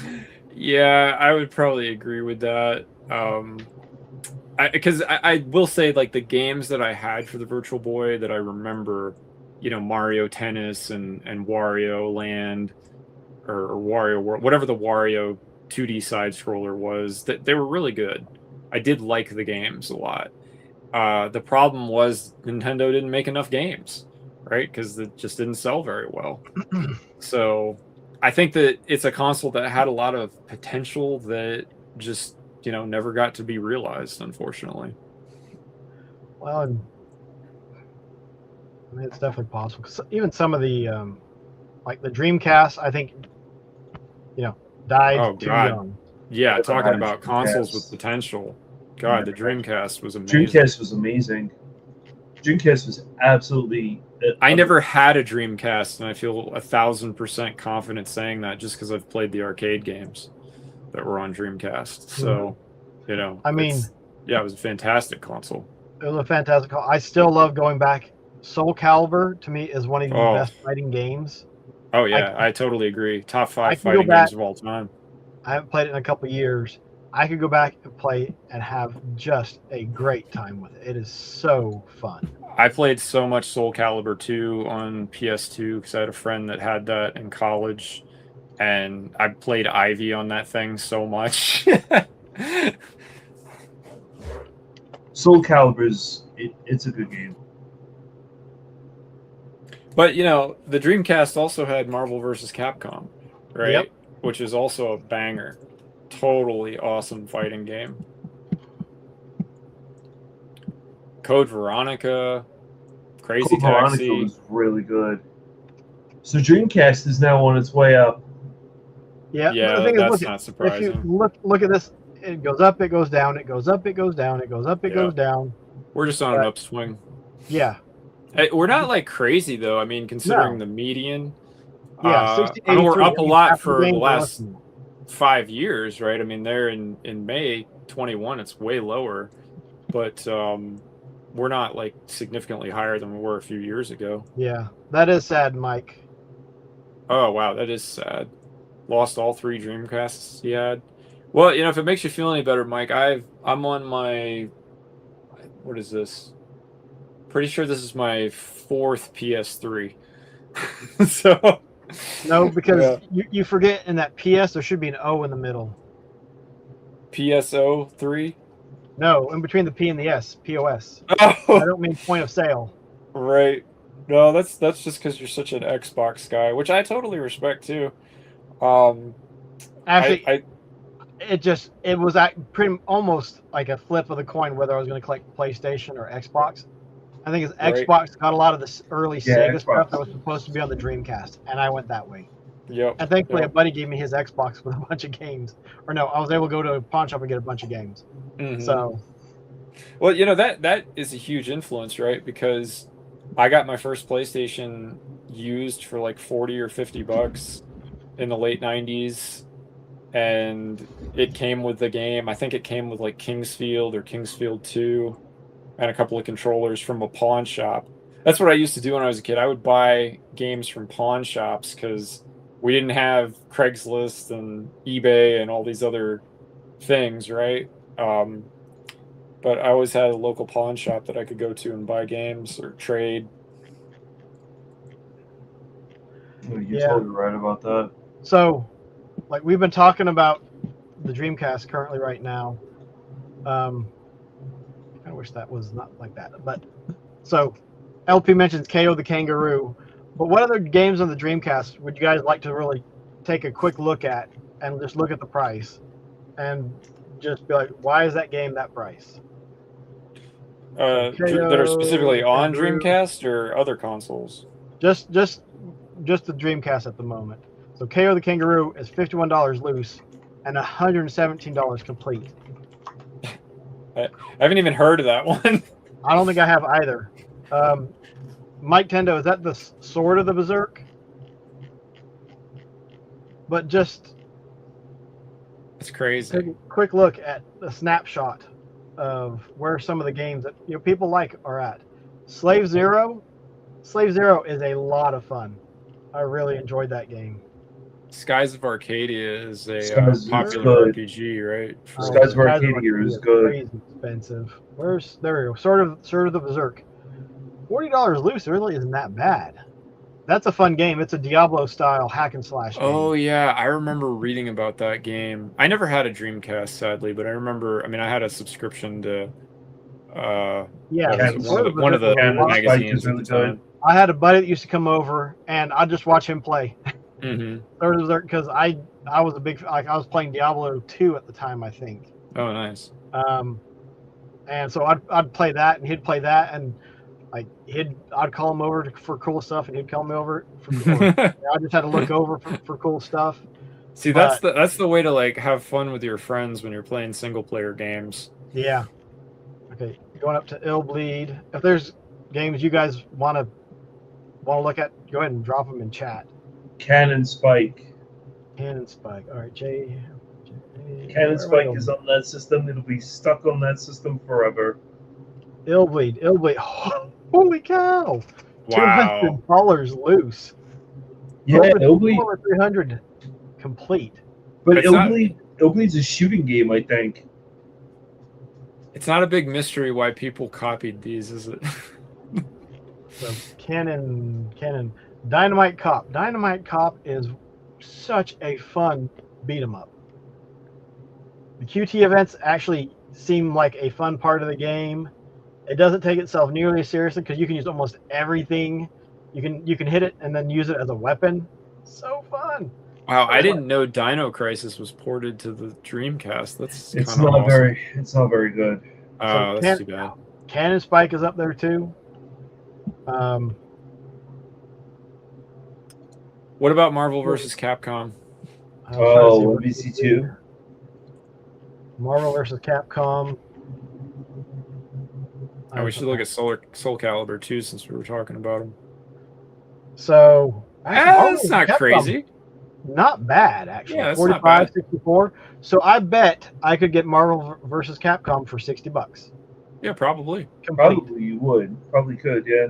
The second one, 70 and a little over 110. That's really not horrible either. I mean, I could probably get the first one complete and the second one loose with my $60 rule. That's right. I mean, considering how iconic that series is and that it started on the Dreamcast, it's pretty cool. We're going to look at Zombie Revenge because that one's easy to get to. It's at the very bottom. Zombie Revenge, if you have not heard the announcer say, bullets, you owe it to yourself to go play Zombie Revenge. It is so much fun, and I believe it's actually loosely part of the House of the Dead series. That's what I was going to ask. Did House of the Dead start on Dreamcast? I can't remember on consoles. Oh, that's a good question. I think it's on a Saturn. I think House of the Dead 2 was the first shooter that was on Dreamcast. I don't remember. There's Skies of Arcadia, 153. That's a very good game. CIB. I was trying to get to. But that was ported to the PS2, right? I don't know. Good There's question. a GameCube version of it. Yes, GameCube. Oh, GameCube. Yeah. Omicron, the Nomad Soul, 29 and 50. Yeah, not crazy pretty. prices. That's not bad. Nightmare Creatures 2 right above it, same range. Yeah, there's plenty of good games that you can get. You got the Phantasy Star online games. Did they have a single player component? I believe to they them? did. And actually, I remember same buddy that was playing Sword of the Berserk coming over, and I don't remember if he may not have had his Dreamcast online, or he may have, I forget. But he'd come over, and that was one of the few games that I actually used the internet, so he could play that. And like that was another one I'd watch him play that. Sure. Trying to think of some other games that.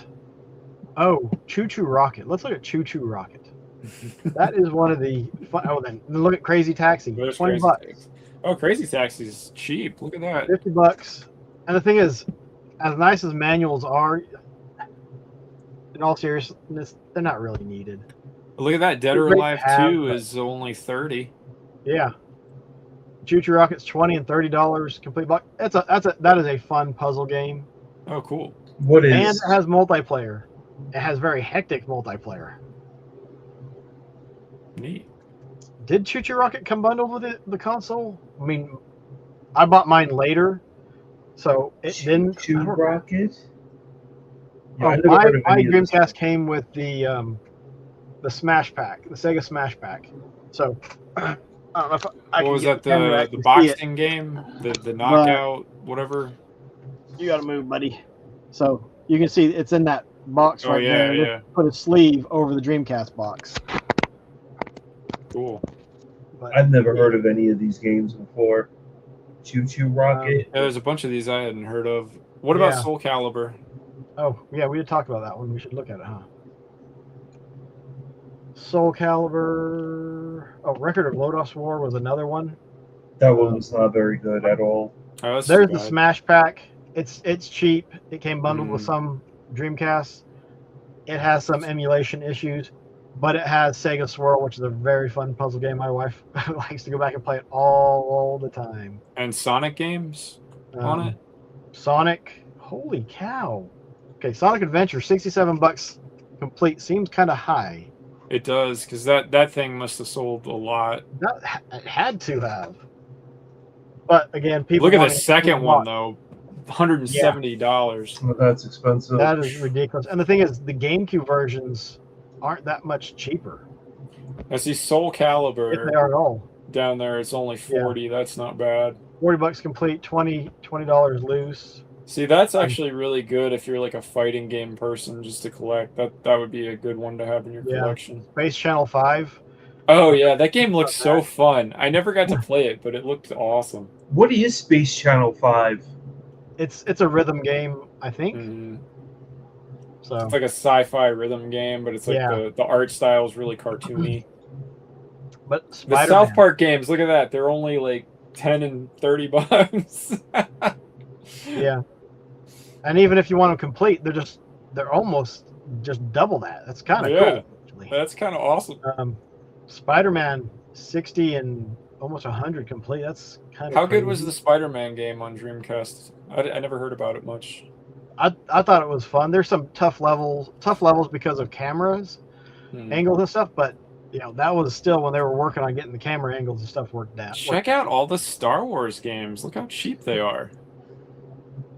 That is really surprising. I guess I shouldn't be. They probably sold really well, but yeah, that just seems like a really cool niche thing. Star Wars games on the Dreamcast. Yeah, but three Star Wars games right there. I mean, for less than the price of GTA 6. Yeah, right. You can get 3 CIB Star Wars games on the Dreamcast. And still save $10. Still save $10 because. You can get Chef's Love Shack with them. The GTA 6 costs $100. Yep. If you don't want the full version, you can save $20. That's right. it. It's not $80. No, it's $100, and they will sell you a lesser edition. Look at that. Street Fighter Alpha 3 is only $37. Yeah. And $55. Double Impact $25. Oh wow, that's awesome. So that's the thing is, you look at most consoles and go through and look House of the Dead 2. Oh yeah, $20. That's 20 great. and 30. Not crazy prices. Time Stalkers. That's what I gotta get back to. It's almost the same price for loose and complete. It's $5 difference. Mm-hmm. I've heard good things about Tony Hawk. I don't know. Toy Commander. Look at that, is Tomb such Raider. a fun game. Tomb Raider games are only $10. Look at that. Yeah. And Toy Commander, if you liked Micro Machines, well, here you get to play with Micro Machines and fight off the big bad crazy teddy bear. Nice. But Unreal Tournament, just like yeah, that's a fantastic game. I don't know how good it is with a controller, but on PC it's really fun. You could make a very cool, very good library of Dreamcast games, and come nowhere near to breaking the bank. Yep. I mean, how good are the old consoles? I mean, do they hold up pretty well? I don't really know anything about their repair histories. Yeah, they do. I've got 3. Nice. I've got my original one. The laser on it is weakening, and my copy of Toy Story 2 has a lot of scratches on it, and it won't read all of the materials properly to apply to some of the models. So you get some tripped out. Like I should play it during Halloween. You get some really tripped out looking levels, because even the main characters won't have all of the proper textures. Oh, okay. Really? Yes, you should. There is a highlight. I'll have to go see if I can find it really quick. Y'all can discuss stuff in a second. Where I put the game in, and I was like, I'm like, I don't know if I'm going to keep it. They're like, this disc is really bad. It needs resurfaced. It loads up and I was like, I am never resurfacing this disc. That is wild. But wow. It only does that on my original Dreamcast. It has something to do with the, I'm guessing, like I said, it has a weaker laser. Yeah, it's the laser. So it drops it down some.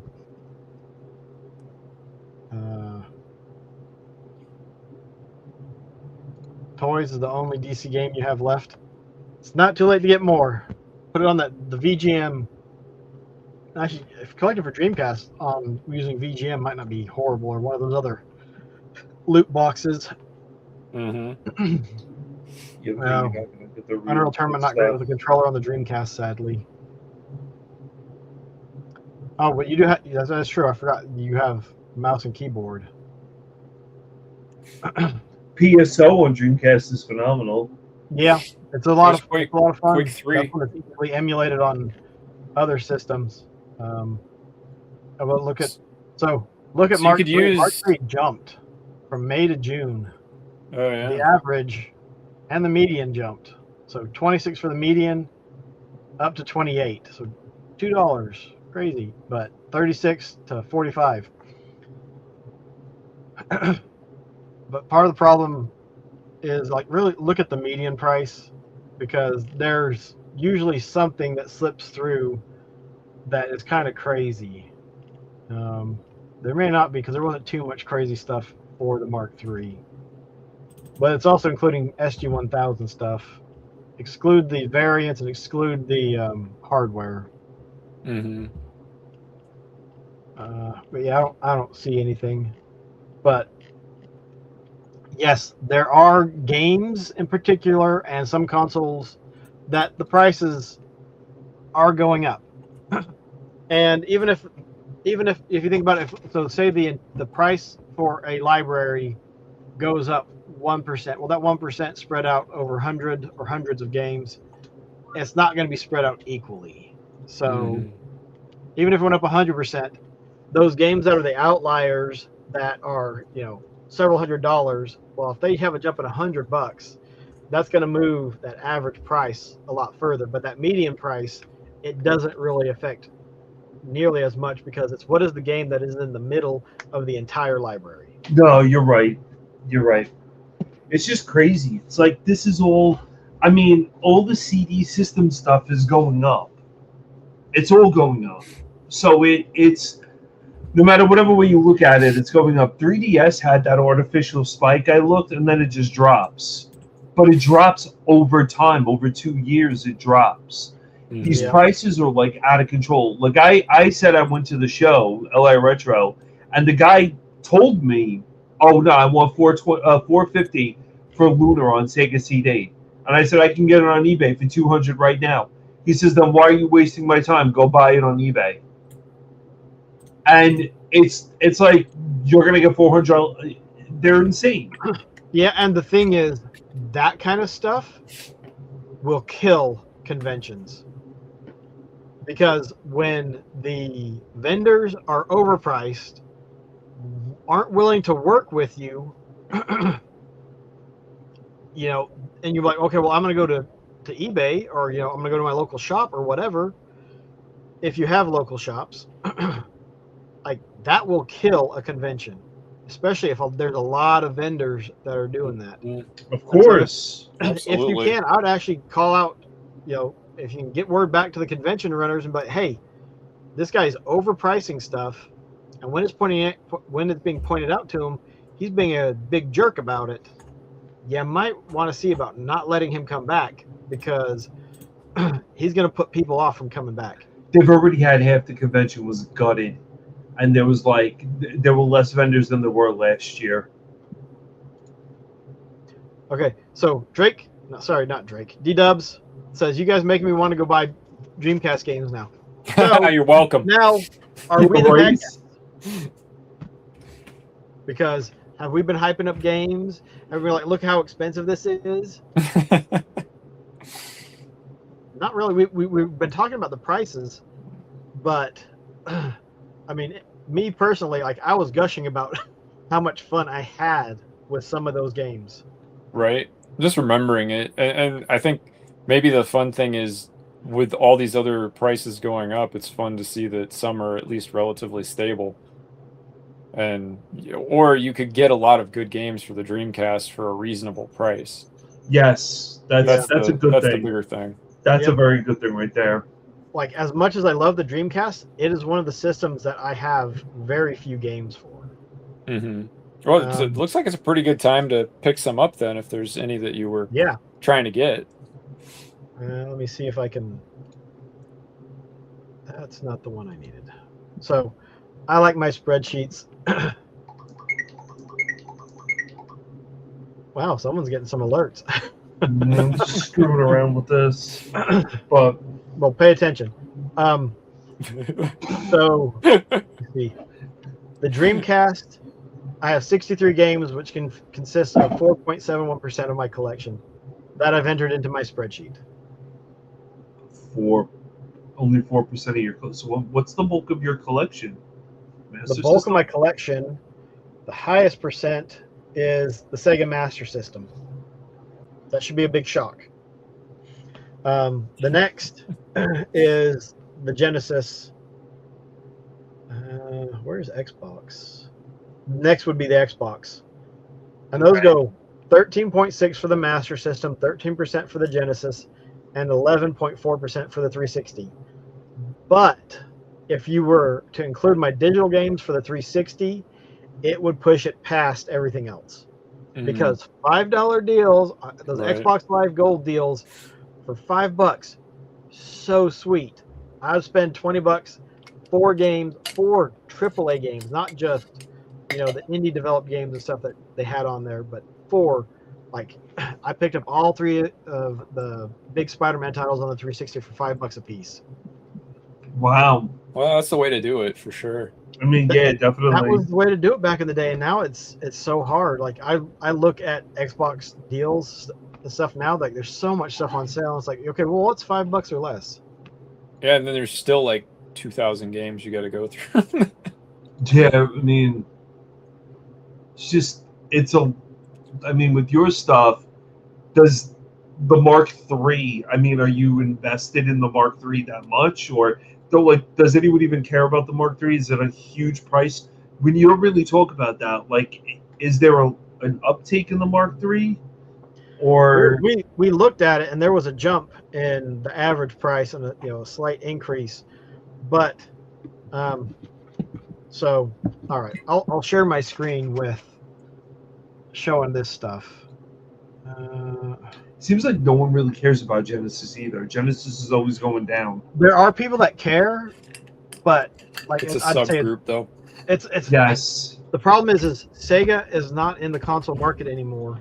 Yeah. And so the upcoming generations may not even know about Sega making consoles unless they go to conventions or they hang out or watch people that mess around with Sega stuff. Well, that's true. It's going to be a long time. I mean, every millennial remembers Sega. Yeah. So this is SG-1000. Let me turn this off. So I have 80% of the library for the SG-1000. I have 77% of the library for the Mark III. But most of the Mark III stuff that I'm missing is also on the Sega Master System. So don't really need to get those duplicates. And some of the stuff I'm missing for the SG-1000 was available on cartridges and on cards. The cards are just cool to get because you got this little dinky card. But the Master System, so I have 182 games. 124 of them have a case, 96 have manuals, 45 of them have FM, and I've beat 47 of them. I might have a little bit more of that. But Double Dragon, Zillion. Well, let's look at Double Dragon and Zillion. Let me go back to this other one over here. But I'm also looking at my entire collection, looking at trying to reduce the size of it. So Double Dragon. The loose copy has gone down. The complete in box version has gone up. That's interesting. But Double Dragon, if you want to play 2 players, you got to play it on the Master System. Zillion is just a really fun game. But Double Dragon, what is that even running? Where is it? Double Dragon. $30 complete in box. $12 if you want it loose. They don't have the blue label on there, but the blue label would be a little bit more expensive. Zillion will be down here at the bottom. $40 for a Metroid style game. That's a lot of fun. Zillions and Zillions, but Zillion 2 unfortunately is not as good as the first one. They went with a totally different formula. Your mileage may vary on that one. And Ys, oh my gosh, Ys is a lot of fun. If you have a Master System and you have the sports pad, play it with the sports pad. It's so much fun rolling into the enemies and taking them out because you got to bump into them to deal damage. Did they put any of the Ys games on Genesis? Yes. Yes, they did. Which ones? Jeez. I don't know offhand. You'd have to go on price charting, but I know that they're in and they're not the best. I'll pull up the Genesis really quick. They're not the best Ys games. Oh, okay. Genesis. They're a little rough.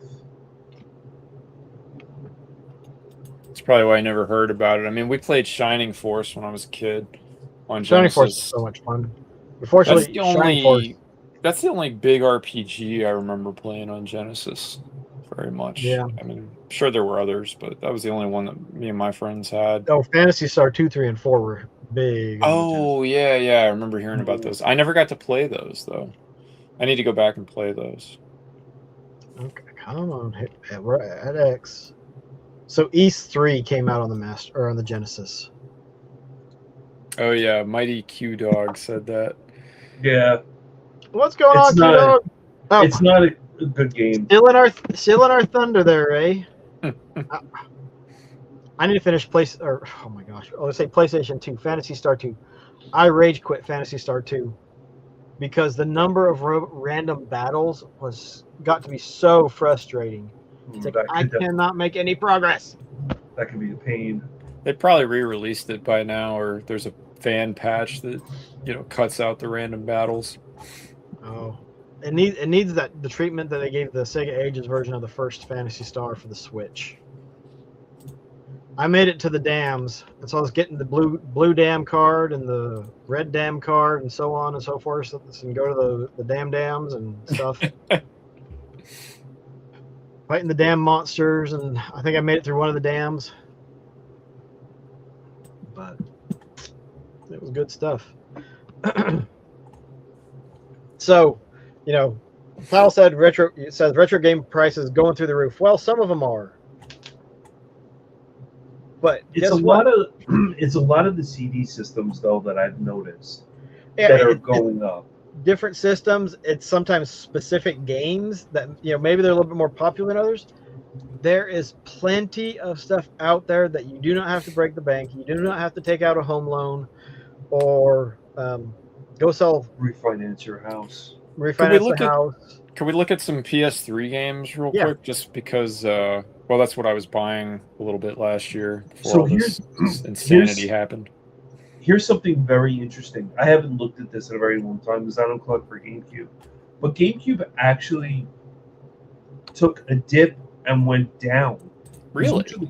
$38 for the average price, and now it's $34 for the average price. What was and what is the median price?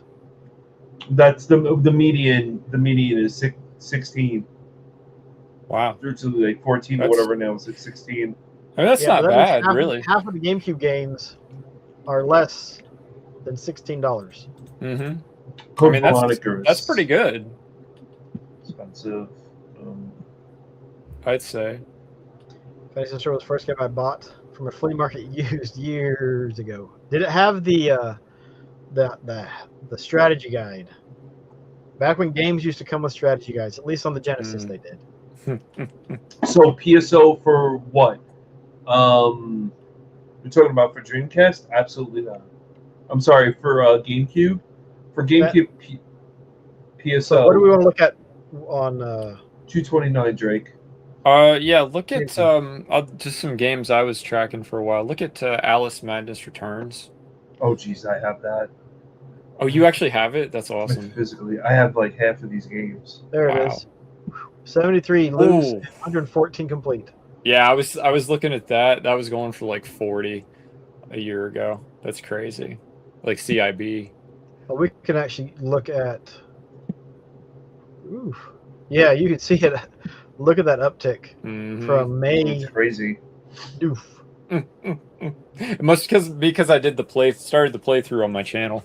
That's what everybody wanted to play it all of a sudden. The 10 people that watched it. It was all your fault, Wubs. That's right. Blame me. Bastard. Ah, see, damn YouTubers. But this uptick. Oh my gosh, uptick. Yeah, that means something. Right. Yeah, that's a big one. Check out the Saboteur. That's the other one I picked up last year. What was it? The Saboteur. Saboteur. I paid like $30 for it. CIB. Beautiful copy. That's SAB something. Yeah, SAB. Okay, I heard the Saboteur, and I was like, okay, these are gonna take forever. Let's see. Wait for it to load in. Just do Control F and just type in SAB. Well, it's having to load in some of the stuff. I don't see an SAB. Maybe it's under the. Let's try that then. Control F, the Sab. There it is. Oh, the Saboteur. Yeah, that hasn't gone up nearly as much. Not horrible. Yeah, I paid 30 for it, CIB though, perfect condition, last year, so it's still gone up. That Simpsons game is a very good game. Mm-hmm. Very good. I got it. Yeah, I got it for $12. Nice. But is it $60 good? No, $76, and it's $12. The Sly collection is only 40 CIB. I'm surprised. I would have thought that would have been more. What is it? Sly Cooper. Yeah.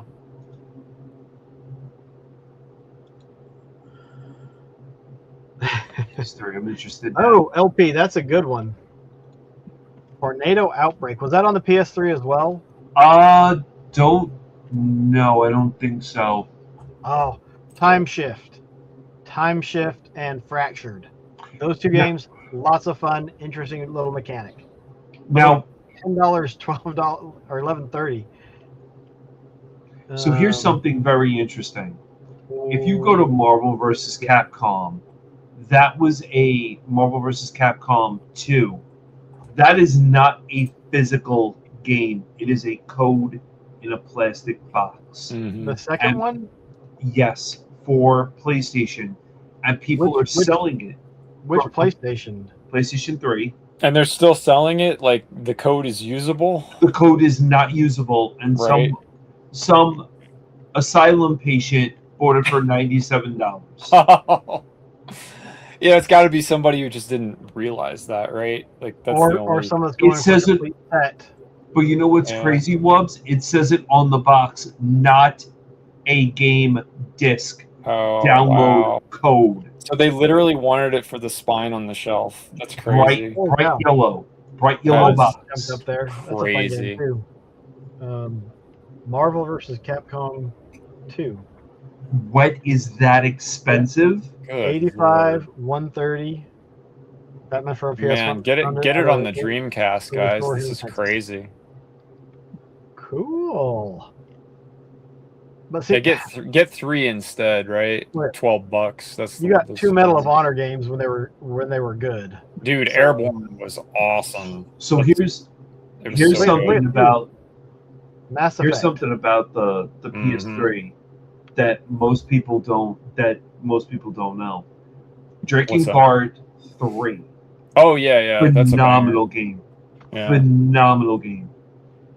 If you look up Drakengard 3 on eBay, the collector's edition is almost at $1,600. Oh man. But the normal game is $30. Yeah. Oh, is it still 30? I thought it was more than that. It was like 90. 90. Yeah. That's got to be more now. Gundam Dynasty Warriors 2. Crazy. The Killer is Dead. I have that one. Look at Tornado Outbreak. PlayStation 3. Oh, it is. 65. Xbox 360. 71. Wii. Wow. $12. So look at that. Are you CIB. the game, or do you still want to play it? Yeah, true. That's crazy. The interesting thing is the CIB price for the PS3 is more than the 360, but loose is more on the 360. See, that's how you can tell like they're charging more for people who want to collect PS3. Just from that, right? Because they're gonna get more out of them for the CIB copy. LP has a request for you, saying right here.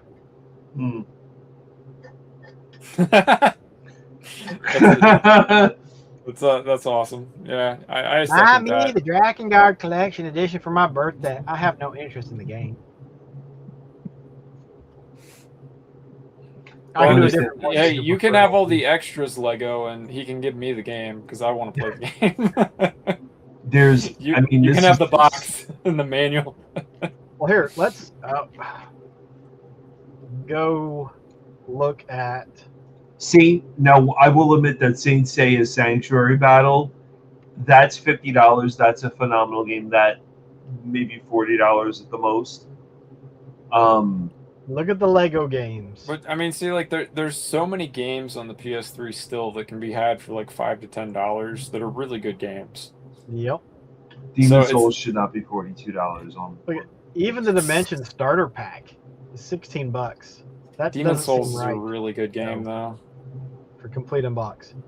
But still, most of the Lego games less than $10 complete. Right. All right. Now this is even crazier. If you go to Heavenly Sword, that was a start game for PS3. Right. Phenomenal game. I still want to play that one. I really want to play that. It is so good. It's criminal. It looks awesome. That game was $14 in June of 2026. Now that game is $40 in August of 2026. Dude, I was seeing it for under 10. I was seeing it for under 10 on eBay at one point. CIB. I should have picked it up, but I didn't. I kept thinking I would get it in a pack, like you were talking about, like 10 games for $50, and I just never did. All right, I love this name. Leave my elevator alone. Let's go look at the Sega Sports Pad. Why is that? Because there's love in the elevator? Is that what's happening? No, just because. Like, when do you see that name or anything like it? I've never seen it. Was that another asylum patient? You know, that made that. So the sports pad controller, $45 loose, complete $100. I mean, that does seem a bit high loose, but. So now another not game. A super common controller. I did try to buy. No, this wasn't the box copy. I have a box copy with a sports pad controller. Mm-hmm. It was the 3D glasses in the box I tried to buy, and the guy Oh, wouldn't. wow. I thought Leave My Elevator Alone was in that game. I didn't know No, just the name is great. Yeah, Leave My Elevator Alone is pretty cool. So here's something that DLP would get a kick out of. So on PlayStation 3, this company, Ignition, decided, hey, and I remember playing this, why not take the Metal Gear Solid, add vampires to it, and kick it off on PlayStation 3? The name of the game is called Altered Species. Mm. And I've played it, and it is a Metal Gear ripoff. Complete ripoff. And I guarantee once these, now mark my words, once these Your words have been marked. once these streamers on YouTube understand this, it's gonna be like, oh, watch this, it's a Metal Gear game that's not really Metal Gear. Oh, we gotta raise it. This game will go from, what is it, like $40 now or something? It's gonna shoot through the roof. Yeah, it's probably because of what you just said. It'll shoot through the roof. It's such it is a disgusting Metal Gear clone. It's crazy. Yeah, but see, that even makes me want to play it. If you're gonna clone a game, that's a good one to clone. And it's not like Yakuza Dead Souls. It's cool. I played through it, but at that price, I don't know. Oh yeah, no, not for what, like the $130 or whatever it was. That's insane. I mean, again, you could just buy a computer and then play most of the history of video games for less than that. No, I completely agree. I personally, from the way I've seen things go, I'm watching the Dragon Ball Z games because I have them, all of them, for PlayStation 3. Mm-hmm. And I'm really curious to see where those Raging Blast and all those other games go up, because Bandai has said we have no interest in revitalizing those games. Budokai Tenkaichi 3 is locked on PlayStation 2, and those games, I'm kind of wondering, like Legend of Hero Trials of Cold Steel. PlayStation 3 had a lot of collector's editions. Yep. And you need to weed through the collector's editions as well. And it's crazy. I mean, and that's back when collector's editions were actually good. They were decent, yes. That's the thing. Like nowadays, I feel like they're just a joke. It's always like a digital code for the game, a digital code for the soundtrack. You know, we used to get CDs and vinyl soundtracks and art books that were actually big and pretty, and it used to be like cool stuff. Now it's just like, I feel like throwaway junk. It is for the most part. For the most part of it, it's. I was not happy with the Adventures of Elliot's door with the fairy Fae and everything, but I've seen a lot of people hype up God of War Ascension. Mm-hmm. I've never played that one. I would really like to play it because I love the franchise. There's a lot of the Harry Potter games. The Atelier series is on PlayStation 3. A lot of the Atelier games. I mean, they're remaking God of War 3 now. Oh, they are? Yeah, they got the original Kratos to come back to do the voice updates that they're doing or whatever. I think. See how badly they can mess this one up. Hopefully not at all, because God of War 3 is awesome. God of War 3 is amazing. I would look at the Silent Hill pack. That's something like the collection. There's a lot of packs on the PS3 there and for PS3 games too, not just PS2 repacks. There are.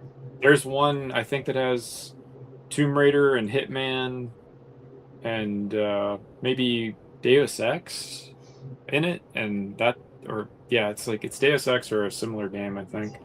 A stealth pack. It's called a stealth pack, and that thing used to be like $20. But those are 3 really good games.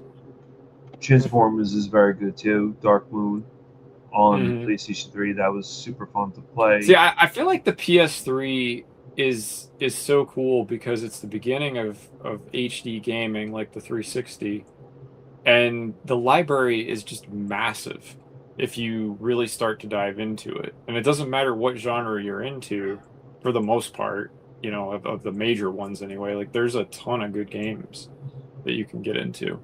There's a ton of horror games on the PS3 that not all of them even came to America. Some of them are Japan only. That Really? are, yeah, you can, like, that's actually something I was getting into on YouTube a year ago. I was starting to dive into horror games on different consoles, and I was really surprised there was some stuff on the PS3 that was Japan only that So looked really good. You want to play a really good horror vampire FPS? There's one called Darkstalkers, Darksiders, or Dark something. Oh yeah, Darksiders, the trilogy, right? And that's the fighting game. Dark Watch on PS2. If you ever want to play it really good, Dark Watch. Okay, Dark cool. Watch is a hidden. I haven't heard of that one. It's a hidden game. It was very like weird. Like when I said that I went the unbeaten path of games when I would ask the kids like what's the most popular. This game was not very popular. Right. Even though like the girls in it were like very well animated. And I love that you said that in the most PC way possible. Yeah, very well. Bravo. and the cutscenes for PlayStation 2 at the time were very well done. That's a game like I would, what was it, like $12 or something I would look up and see. Sure. No, I would be into that now because well, I mean, it's so easy to upscale PS2 games now. Yes, on my PC. I actually backed up my Tylord's been sending me a James Bond collection of video games for PS2 and PS3 because of all the James Bond stuff we've been doing, and I was able to rip my PS2 discs to my old computer. So I've actually got the ISO files on there now. So when I play them, I'll be able to play them upscaled in like 2K. That's going to be nice. Yeah. Here's something that really annoys the hell out of me. So I happen to be a big Latgia fan, which the studio that made Coraline, Box Trolls, and what was like Kubo? I think it was with that game. They do like weird animated movies. Stop motion is what I'm into. Yeah. And cool. And the other one I forgot what it was. Paranorman. So Coraline, which you want to talk about resurgence and stuff. Coraline, the video game for PS2, was like $20-$30, whatever. Wasn't really bad at all. Coraline, I believe they came out with the movie, like an anniversary with the 3D glasses and everything, like 2021 or 2022.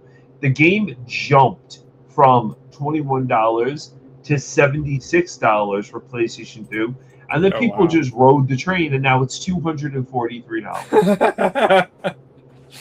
See, again, it's just about what the market will stand, right? As long as one person's willing to buy it, the prices will just keep going up.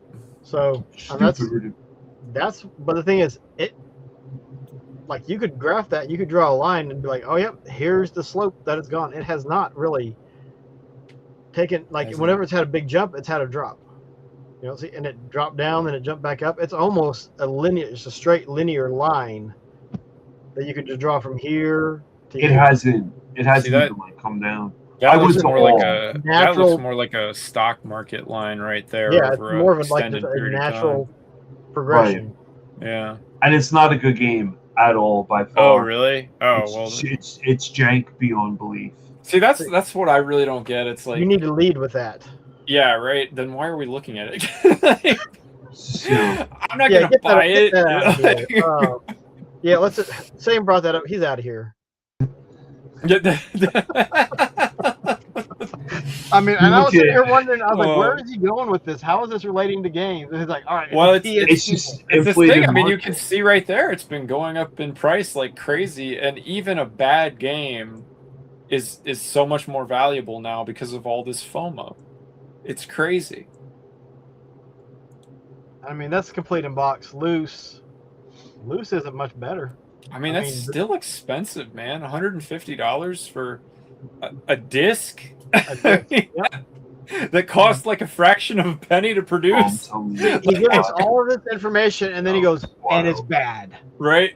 Oh, I feel like the rug was pulled out right at the end. and here's No. your I figured like it's one of the best PS2 hidden gems of all time, and Yeah. people people finally found out. Nope, it's trash. It's garbage. And this is what I mean. People will pay. You throw a high. See, that just goes with it. You throw a high price tag on it, and people are like, "Well, this Right. is like got to be a great game, and we're just gonna have to buy it." And I think that's the problem at the conventions too, with what Yes. you're saying. There's all these people jacking up the prices, and then you got it's not just the gamers, but it's the family members, the gamers who don't know any better, and they're thinking they're gonna buy something for the gamer in the family, and they're gonna just be totally taken advantage of in those settings. I need to pick up X-Files for PS2. I think that's Was that good? I never played that Yeah, one. that was pretty. It was pretty good. Oh, Mike is Here's saying the- Splatterhouse on PS3. I've always wanted to play that series. I know that's one that got more popular later, the PS3 game. Splatterhouse is expensive. Yeah. Yeah, Tungsten said But Demon here's Batman Souls. Yeah, Forever Demon on the Souls is a PlayStation 1. banger. Even before, excuse me, 2020, complete in box that game was $100. Mm-hmm. I Yep. mean, and it's interesting, like when you see it, like the loose and the complete in box, they don't exactly run parallel, but they're pretty close. Like everywhere there's it jumps, it drops some more, it jumps a little bit. Like Yep. these lines follow pretty closely, but still, like crazy that if you bought it in 2016, you made out like a bandit. Mm. And Mike, Mike Tendo, is this game any good? Are we looking at more jank? We should do an episode just on that. Overpriced, janky games. Overpriced trash. Yeah. That's true. Not Do VHS not trash. buy. Disc trash. If you own it, sell it. He paid $3. There you go. That was $3 probably for that? a good investment. Did you feel Wait, like you he got your owns- money's worth out of it, or did you get robbed? All right, we're gonna look up this one. The LP says we should look up Hoop Slinger. I'm gonna- No, Hoop Slinger, yo, that game is. Oh, ha ha ha. Wow, I thought it was a joke. I didn't even know this was No. a real thing. It was a specific mail order only game. Wow. Only because you love Batman. No, it's so the Batman for Everyone is bad, but it's because he loves Batman. That's Oh, a- Batman for Everyone I is mean, horrible. that's a good reason. I could get behind that. yeah. It's I'd pay not. $3 for it. I mean, it's So- not. It's not bad as a beat 'em up. But it's There must It's not no have been very Arkham many sales. Asylum, huh? Well, no. look at- but it's dropped a ton. Because Oh my it was god. $976. $1,000 for that? Yeah, 500. Oh my Dude. gosh, Loose isn't Not much many better. were That was made. crazy. not many of them were made. Yeah, but oof. Like how closely these two are shadowing each other, especially once you get here. That is crazy. Famicom Batman CIB. I'd like That's to see pretty some cool. some pictures of the Batman collection. That's pretty cool. Yeah, there's one loose sale in 2019, and there's been one this year for complete in box. That game is Very rare, very few sales. Which, like it says, one sale per year, 2 sales per month. You see it more at shows than anything. There's, That there's game. not 2 sales on here. But whatever. Whatever. Batman. I'm Beard. I've seen that game at shows. Batman game or Poop Slinger? No, Poop Slinger. I actually had a guy come over to me and ask me if I wanted to trade for it. And I said no. You want to trade for my poop? Look, Poop Slinger. It can be yours. You get to sling poo. You can act like a monkey. You do. You know what happens? You walk around and like throw poop at people. You just pick it up off the ground. You follow a dog. The dog craps on the floor. You pick it up and throw it at people. The game is it's the like that game I would emulate. It's just dumb. But is it any fun? Is it stupid fun or is it just stupid? I mean, you could ask that question about Goose Simulator, where you just walk around as a goose and quack at people or honk at people. I have heard plenty of people say that they had tons of fun with that game. Squirrel with a gun. You just run around as a squirrel and shoot people. Yeah. I mean, you can't go wrong with that. I mean, we're raising animals. You have all kinds of fun with all kinds of game. I mean, Alf, again, not a good game. Don't recommend you paying what it goes for. But I have fun with it.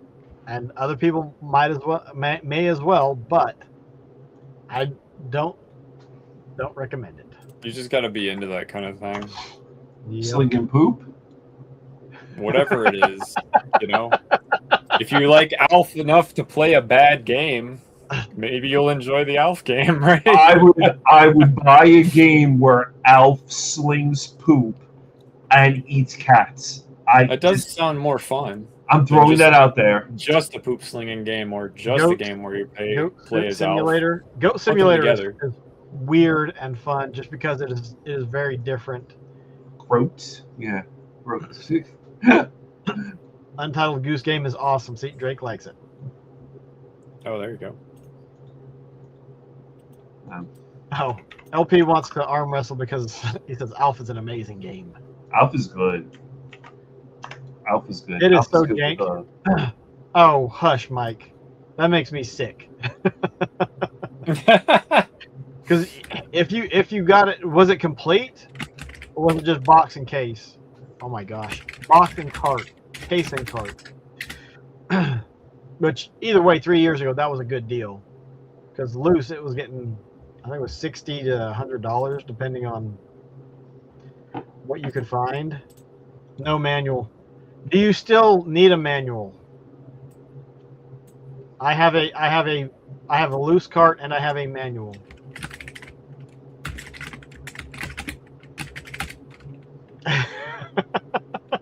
Kid Tungsten was laughing maniacally when he played Untitled Goose Game. The Goose Game's crazy. Like, don't get me wrong, it's a very good game, but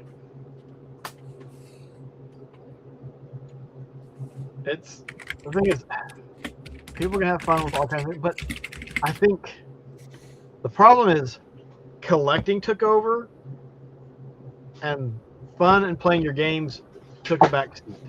So it wasn't about having fun playing your games; it was just about collecting your games. Yeah. And I think somewhere and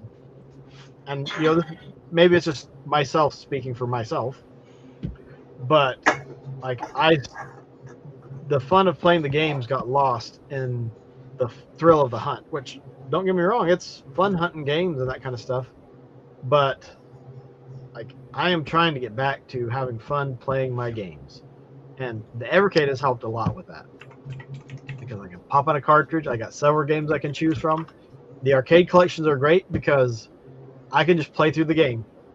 I don't have to worry about anything. It's okay, add credits, keep on going. Yeah. And it's fun just to play a game.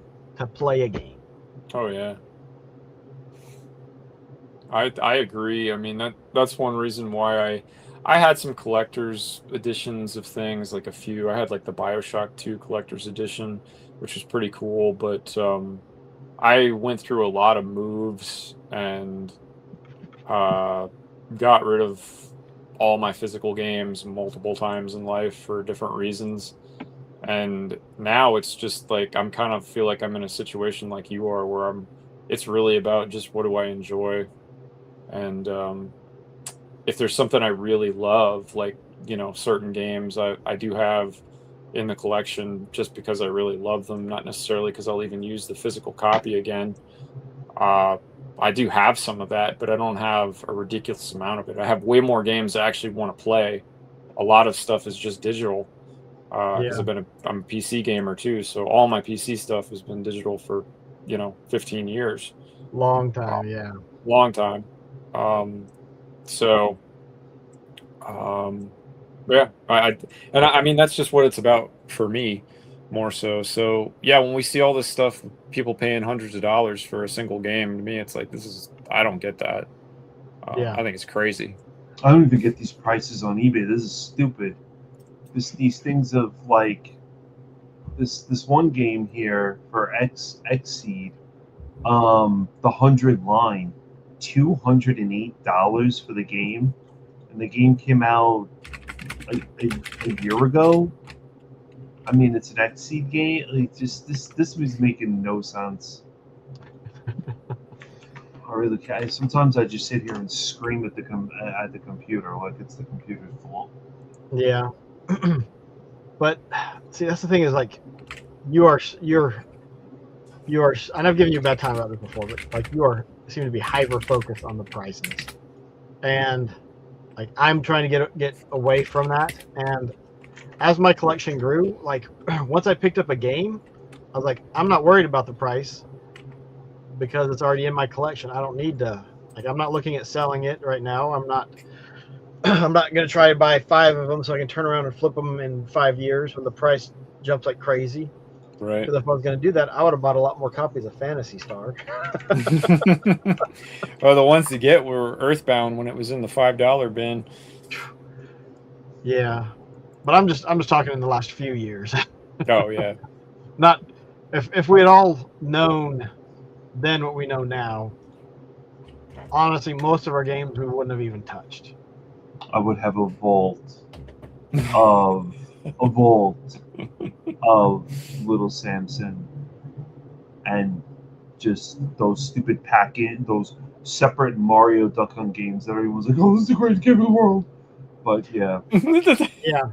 Another thing is, you do that, there would have been a lot. There may have been, if we could do that, there would have been a lot less people that actually cared about that stuff. So it wouldn't hold the value that it does today. Okay, see, this is mental, because I can go on Marvelous's website and buy the 100 line for $100, or the standard. Well, no, actually it's sold out. But I can't. Never mind. So I don't know. Is Earthbound on the Nintendo Switch Online? yes. Yes, it is. Yeah, I think it is. But that's the thing, is collecting isn't necessarily about playing the games. It's about having the games. I mean, you can also emulate any Yep. Super Nintendo game on a toaster. So Yep. But the thing is, as a physical collector, we have that attachment to having the physical game that you take out and you put in the system.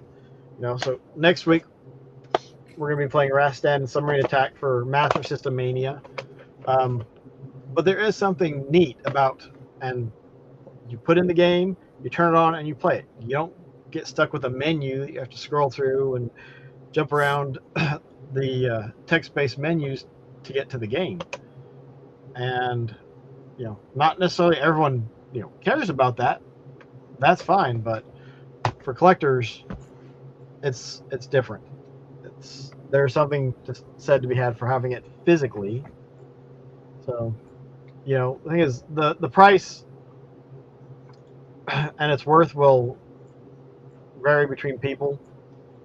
I don't think the retro game prices are crazy, and I don't think the PlayStation 3 is retro. So you can pull the PS3 out of that, in my opinion. But I know some people do consider it retro. But like I said, we need to have a panel and try to have 10 of us and see if we can come to a consensus on what is retro. I don't think we'll be able to do that. But there, like we went through just on the Dreamcast and a couple other systems and just looked at what are some of the games that were, that you remember playing or whatever. It's like, that one's not that expensive, or that one's not expensive at all. That one's affordable. That one's really affordable. That one's really affordable, especially if you're okay with a loose disc or a loose cart. Right. I think it could be kind of fun to do an episode where we do like a fictitious sample shopping spree where we all get like $200 and it's like build a collection of X console with $200 or $100 and just see what you come up with. Yeah. How good of a collection could you get? Yeah, I'm going Atari. Videos kind of like that a couple years ago, and I meant to do follow-ups to see where the game prices are, because it was like, okay, for $100, I think I did the Master System, and I did one or two other consoles, I think. But it's like, okay, for $100, what games are worth your money to get and play? Because the games are fun. But that would be interesting to do it live on stream and have everyone go through and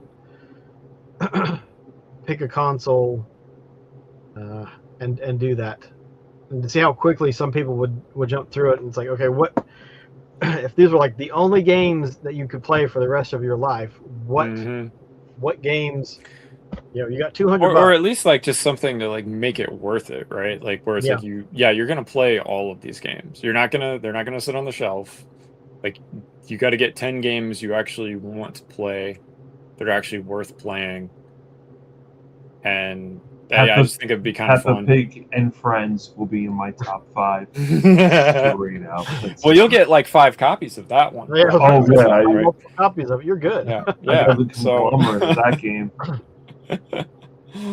So I think we're kind of wrapping things up. We're at 2.5 hours.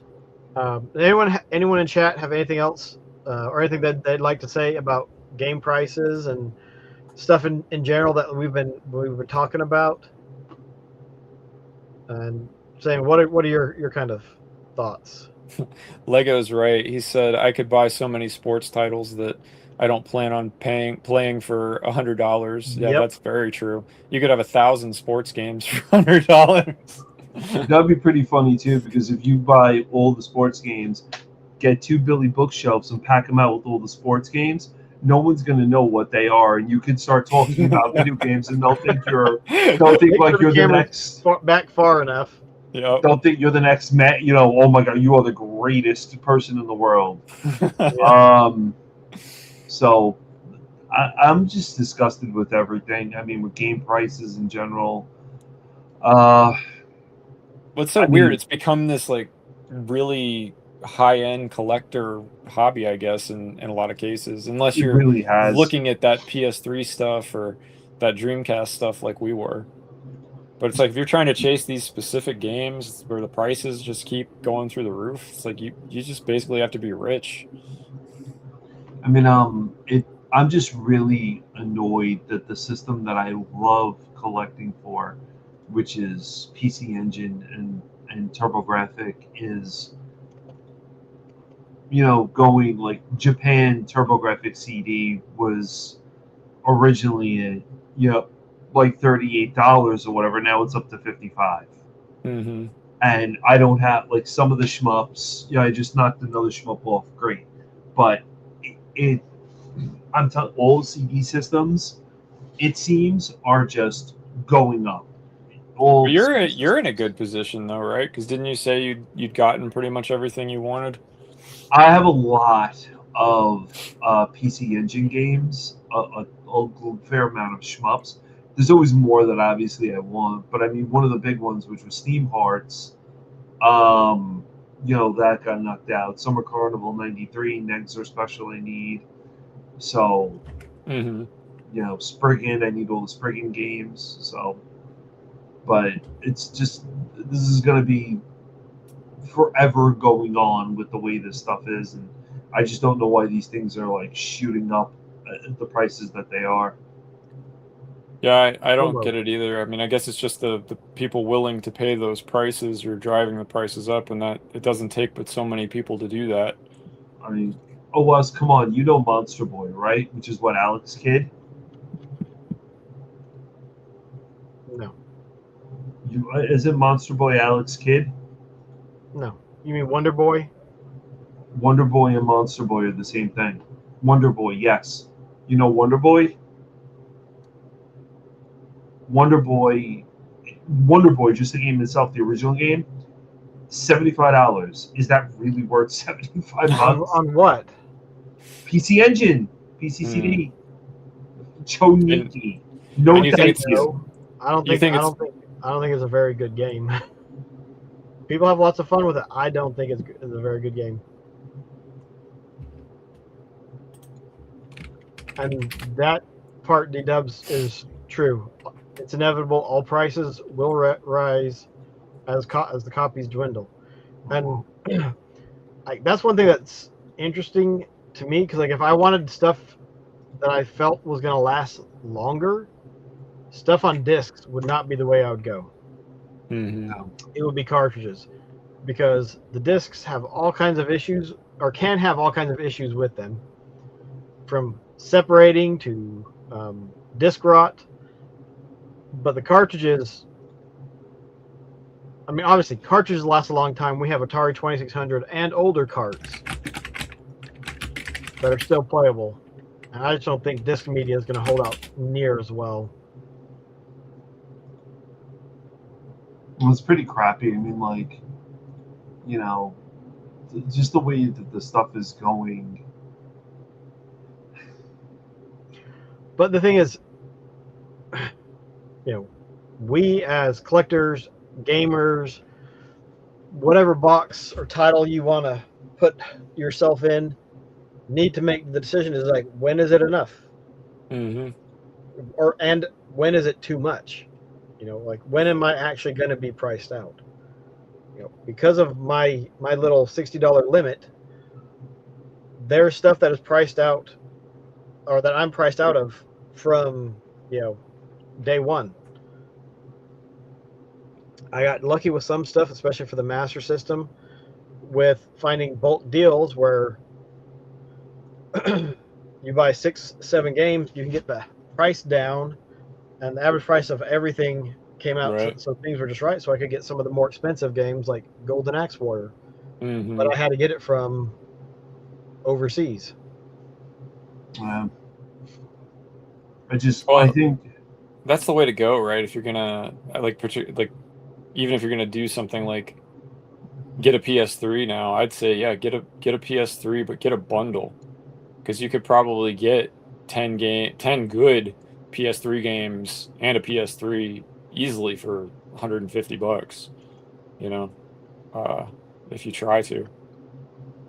Sorry, Anthony, I didn't mean to cut you off. What were you gonna say? no. It's just I get what all you guys are saying. It's just a very like when I go to the show in September, I have a lot of stuff that I know what I'm gonna get, and I mean, thoughts in my head of stuff like the Flintstones for Genesis and other games and stuff like that too, just to figure out this is what I want. It's gonna be a lot of basically just shmups or Switch 2 or Switch stuff, and that's it. If I see the Castlevania collection, the Dominus collection, the two of them, and one with the Aria with Soma on it, and the other one with her from Ecclesial, I'll get those just to finish off the Castlevania stuff. But that's, I mean, really about it.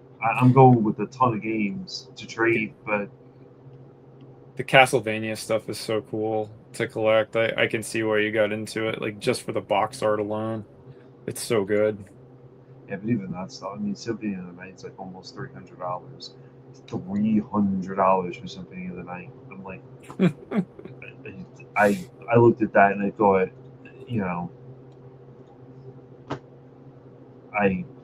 whatever. Oh, there you go. So 360. there you go. This is one that actually sold. Mm-hmm. So Those are some good 8 games with it too. Yep. 8 games, $100, $120 shipped if it was shipping to me. it'd been cheaper for Saiyan because he's in New York. But Epic Mickey, Tekken, what was that 6? I forget. Call of Duty.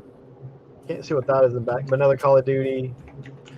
You got to be careful with those early ones though, because of the red rings, right? Mm-hmm.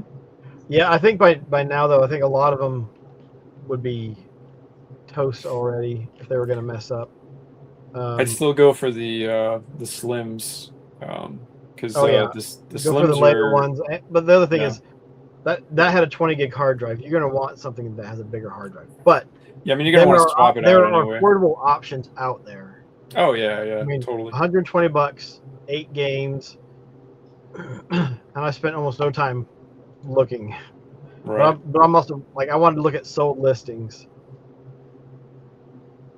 So here we'll share this one instead. So here's one 185. Has Marvel Ultimate Alliance 2. I wonder if that's the gold edition. $185. Has the Kinect.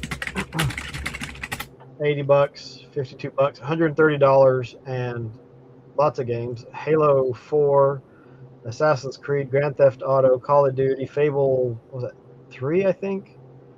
Not sure about that one. Army of 2, Mass Effect 2. I think. Bejeweled, and not sure about those ones up there, but there are affordable ways to do it. You don't have to break the bank. You don't have to keep up with the Joneses. You don't have to have the latest and greatest. If all you want to do is to be able to play games, there are fun and cheap alternate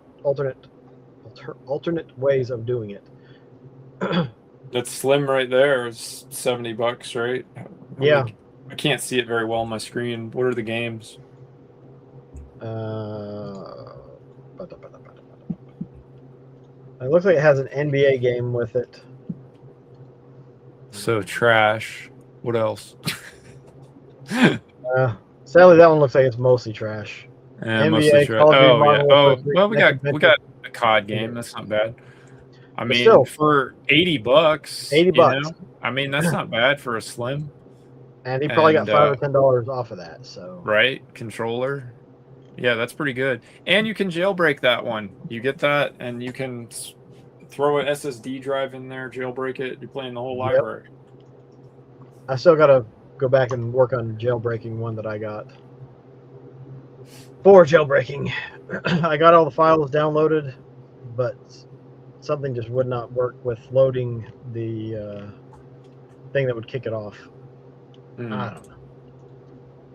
But Yeah, there's I'm plenty waiting to plenty of good ways of doing it. So yeah, prices are going up. Prices are going to always, eventually go up for whatever it is that you may be collecting. Hey, but look at that. PS3 in Japan is $10 median for a game, averages $17, and the prices are going down.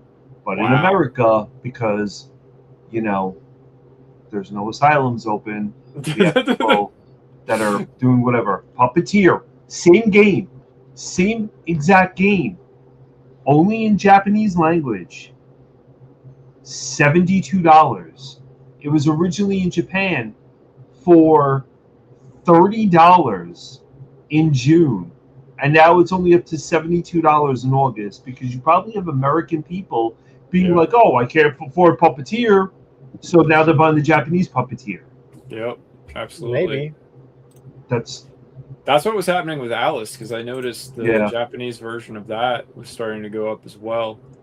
I mean, the Japanese games are cheaper than the American. I think at this point in time, it would be cheaper to learn Japanese and buy the damn games than it would be to buy the American games. Truthfully, yeah, if you were going to collect a lot, absolutely. Yeah. Yeah. Absolutely. You guys have any final thoughts? Poop slinger. Peppa Pig. You are a poop slinger. I think that just what you showed there, the 360, that you could get a good deal for $100 is pretty awesome. And that's the other thing I was going to say. As far as collecting goes, or not collecting, but longevity goes, I'm sorry to say it, the best thing to do is to go digital with DRM free content. However you acquire that is up to you. But that is easily the most, that's going to last longer than anything else, as long as you've got a hard drive and a backup hard drive. So, you know, just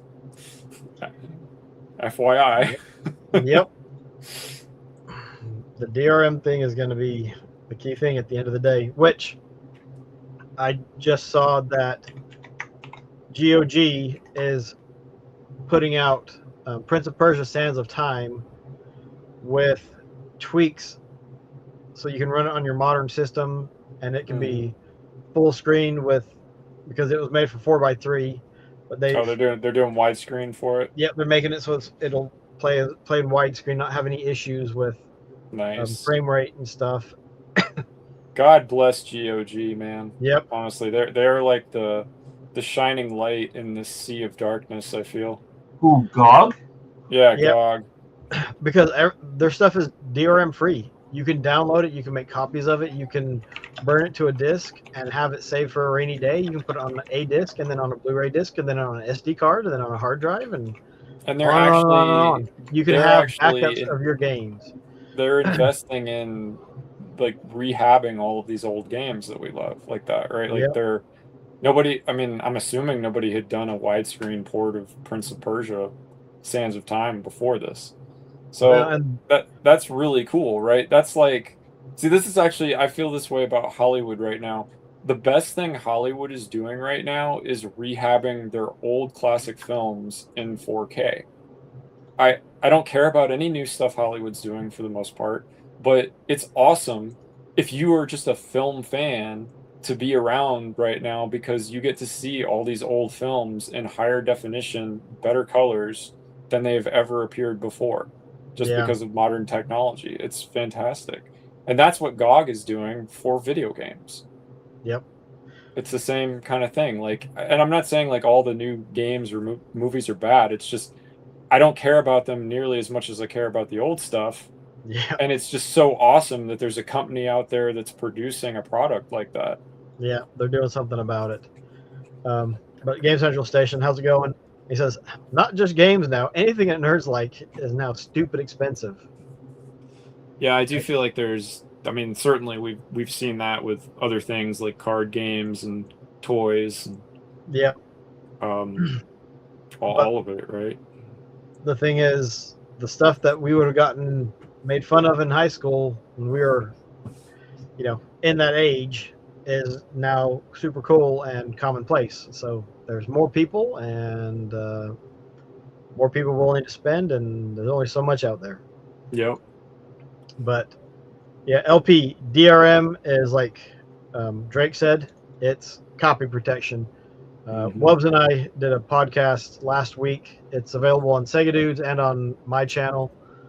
Uploaded it on Monday, I think.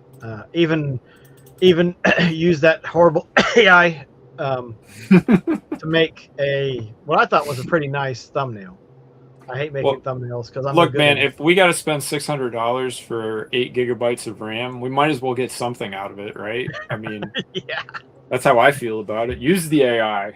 we paid for it. This is insane. GOG's Good Old Games. Yep. Dino Crisis Bundle 1 and 2, $8. Oh, Those yeah. were $162 CDs each. Yep. Sure. Well, that's what I'm saying, man. Like, even you don't have to emulate. Like, if you have like a moral issue with it or something, like check out GOG. For real. Like, they have a ton of old classic games. But there's been I have picked up stuff on GOG just to support GOG. Mm-hmm. But I have it's too. Like games that I have discs to that I may even have on Blizzard or Steam or whatever. I picked up an extra copy because, like, hey, I appreciate you guys doing the work on this game. I rebought Diablo, the original Diablo, so I could have the original version, or so I could have a version that played easily on modern consoles. They put all the old Thief games on there recently, I think. They put Breath of Fire 3 and 4, I think. They did. They ports also of. Resident Evil 3. Oh, they did all the original Resident Evils last year. I remember that because that was kind of big news on one of the blogs I follow. Yeah, that was really cool. So I mean, it's affordable too, right? I mean, that's like the Resident Evil trilogy came out. I think it was like $20. Yeah, and you got all 3 games. Sales. Yeah, you can wait for sales. They've been time. That's been down to 10 away as well at one point. Yeah, Breath of Fire, I've seen it for $4. I think Breath of Fire 4 was like $4 or $5 on a sale. So I mean, it's great. Yeah. Hey, look, he says I've got DW. I have 426 GOG games. Man, you're ahead of me, but that's pretty awesome. That's a lot more than I've got. Thank you for supporting them so much. Yep. You were doing the Lord's work. They have Cold Fear. They have Cold Fear. You want to get a wild thing? Go look up this game on price charting. Cold Fear. That's expensive, right? The spin-off of Resident Evil from Ubisoft. Have it for $14. Wow, I might start buying some stuff on GOG. Yeah. So LP, it depends on the DRM. Sometimes it can just be taken away. Sometimes you just lose access to the servers that can verify that you have a valid license to play it, so it's gone. There's a myriad of issues with the DRM and a lot of the stuff that we buy today. And that includes physical. It's not just digital. I think at Expos, the business vendors are setting the prices. The regular guys selling from their collections are the only ones left with the reasonable prices. That is pretty true, sadly, but it's also just a sign of the times, because sometimes the business vendors have overpaid for some of the stuff just to get it, and then if prices drop or whatever, well, they can't really budge too much on price. Yeah, Prime gives away some GOG games. But yeah, LP, definitely look into GOG. See what they've got. They've got old stuff. Yeah, Prime does give away a lot of GOG games. That's how I built out a lot of my library, actually, is just using Prime. When I had Prime, it was good for that, but I dropped Prime when they added commercials to the video. Yeah, that was a good time to drop. It's been going downhill since then. It's strange, but when you add commercials to something that you previously didn't have to pay extra for, it strikes a nerve with me. Oh, it very much offended me to have commercials and stuff I watch. The only reason I have it is because my family has it, so I just use their account. I would not pay for Prime otherwise. Yep. See, Game Central Station, I don't know. Like, for me, there's this, it's a weird thing with the repro stuff. My thing is, if you're willing to buy a repro, why not just buy an EverDrive or a flash card of some kind, and then you have all the games. Yep. Even if all you do is play that one game that you wanted that you can't get for a reasonable price. But, you still save money, right? I mean, that's the thing. Like, you could buy an Evercade and the game in a lot of cases for less than it would cost for the repro, right? Or not repro, but like for the original. How are things going for the convention? Is that this coming weekend? Was it last weekend? Or I know it's soonish.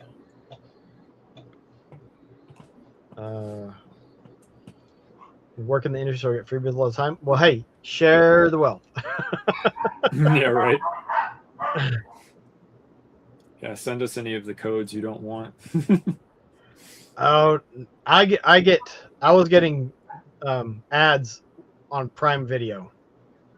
Yeah, they started adding ads, and then they made it so you had to pay like $3 a month. You start watching a show, and the first thing you see is ads. I'm out. Unless it's like with Tubi, no problems. Tubi can have all the commercials it wants, but that's because the cost is your time. That's it. There's no financial investment in Tubi for me, from my end. It started out on Prime where you had to pay $3 a month to get it without ads once they added the ads, and now it's $5 a month. And I just think that's crazy. Yeah. Yeah, if they had just been like, okay, we're going to add 50 cents to what you pay every month, I'd probably be like, oh, okay, that's not crazy. Yeah, that would have been fine, but they're like making stupid bank on that extra $5 a month because they have millions and millions of subs. So it's all just a scam. All right. So, Buddy Square Pegs here is putting on the first convention. Help me with the name, Jay. I'm sorry. It's late. But they're putting on a convention on the 29th. Unfortunately, it's west of you, Sayin, who's in New York, and northwest for me. It's more in the Midwest, if I recall. Where is it? But production with ticket sales and vendor floor has been sold out for a month.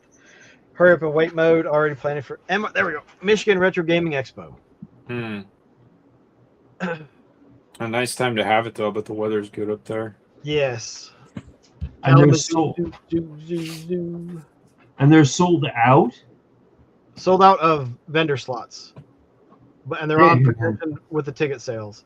Wow. Well, I need to get with you, and I need to get with some other people and figure out how to start a convention because I want to do one in the town where I am.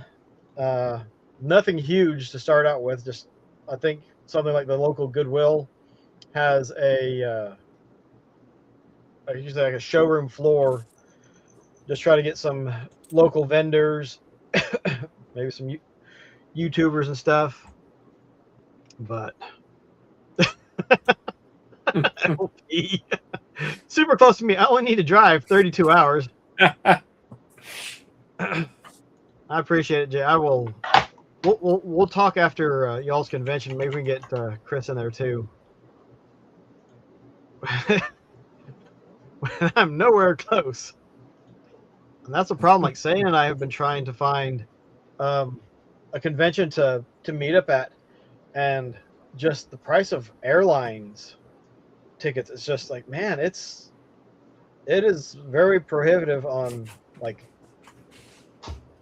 Okay, well, this is gonna be might be your vacation this year. I feel like the time to do that was like 10 years ago, like to actually like go somewhere, pay for a plane flight and a hotel room. Ever since like COVID, it's been insane.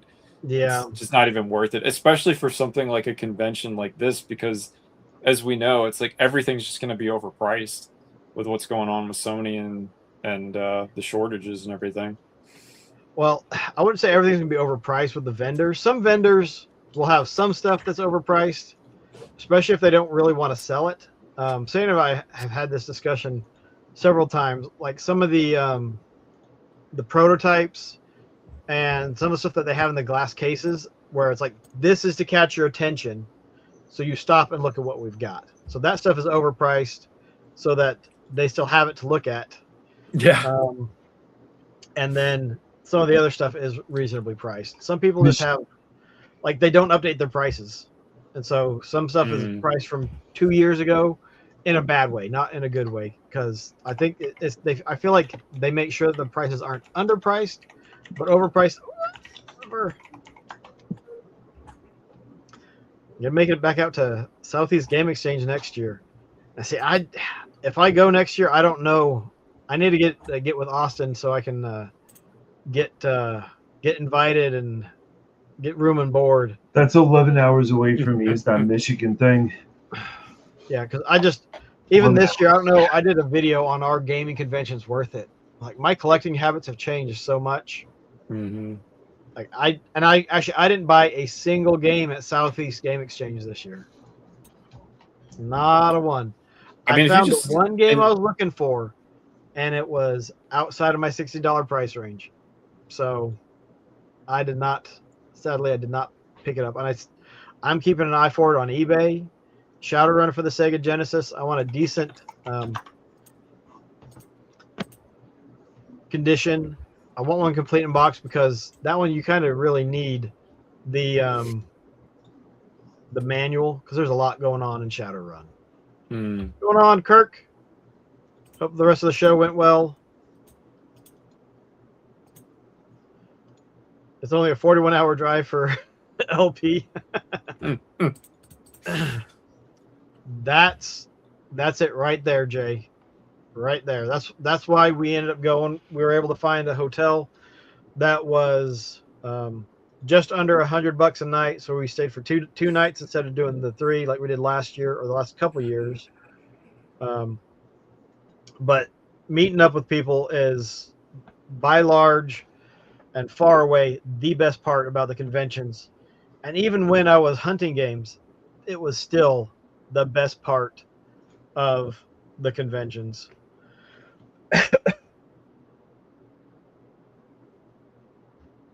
Yeah, I mean that's my favorite part of Comic-Cons is meeting people and meeting the artists and writers Yeah. and stuff, but it's also gotten really expensive, and it's like way more popular now than it was a decade ago. Yep. Yeah, on Comic-Con is insane. All these casuals, man. All these casuals jack the price of everything. But like as we've been saying, there's plenty of good stuff that can be had for good value. Don't have to have all the latest and greatest. Yeah. Well, hope your daughter does well with those games. I have not played the 360 Shadowrun. I don't really even know much about it. Might need to check it out. Yeah, I haven't played that either. Yeah, LP, there's stuff on the West Coast too, so there's options. Oh yeah, available. There's a lot of shows on the West Coast. Yeah, Kirk and I and his son, we have lots of fun when we get together. Just hanging out and chatting, man. It's so much fun. And every year I get to see him grow a little bit more.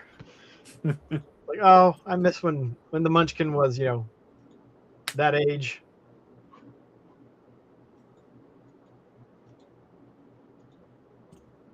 Yep, best reason to show family first always. Well said, Jay. Well said. Have to drive to Portland or LA? No, thanks. I'm sure there's other conventions. They may not be huge, but there's other places to go. Oh, sweet. Yeah. Keep on keeping on. One of the original games that was cross-platform, you can play on PC versus Xbox. I did not know that.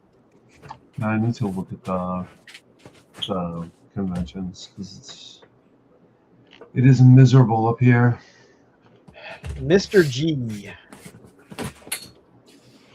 We should have our own convention where we just get on video chat and shop on eBay for an hour. Just share good deals and stuff. Like, have a list of what are you looking for and just share it. And then, we could all like look for each other's games and stuff. Well, the thing is, do some online gaming, right? Play some fighting games, play some Halo. Halo. Like, all right, have your list of games or whatever, and then everyone can just go around and virtually shop your your store, or if you have an eBay store, or like I'm selling on Whatnot. Yep. Like I've got stuff going up on Whatnot, so all that stuff. I mean, that would be really fun. I think actually, just do it all virtually. Then you save all that money on plane tickets and hotels. And that's something I share with everyone. It's like, I wish, because the conventions are great because, it's the nerd hub. Right. So you got a bunch of nerds coming together and, it's just, I hate that it costs so much to do that. It's like, I wish there was some way that we could all get together and have it not cost an arm and a leg. Well, we were talking, right? And I said, wow, look at really rad weekend. Said that looks amazing. So what I did was I priced out the flights, the hotel, spending money to go there, food, and all the other stuff, and I was at probably around $3,600 for God. 2 days. That's insane. $3,600 to fly to the airport from New York JFK to fly to that airport for 4 people was going to cost me $1,900. Imagine if you just like Coach. you could take like half that and just put it into games you want. You could build an $1,900 amazing collection. $1,900. I was going to go to Sigi. I had the hotel looked at, spoke to the people at the hotel, did everything like this. The hotel, all right, flights for me to go to Sigi, and the whole package for Sigi was going to be $3,000 to go to get in, and that was me. That was me going in Friday and Saturday, with one of the kids going in with me on Saturday. And it was going to be $3,000, and that was for 3 days. So you're looking at a total of $1,000 a day. I priced out to go to Galloping Ghost in Chicago.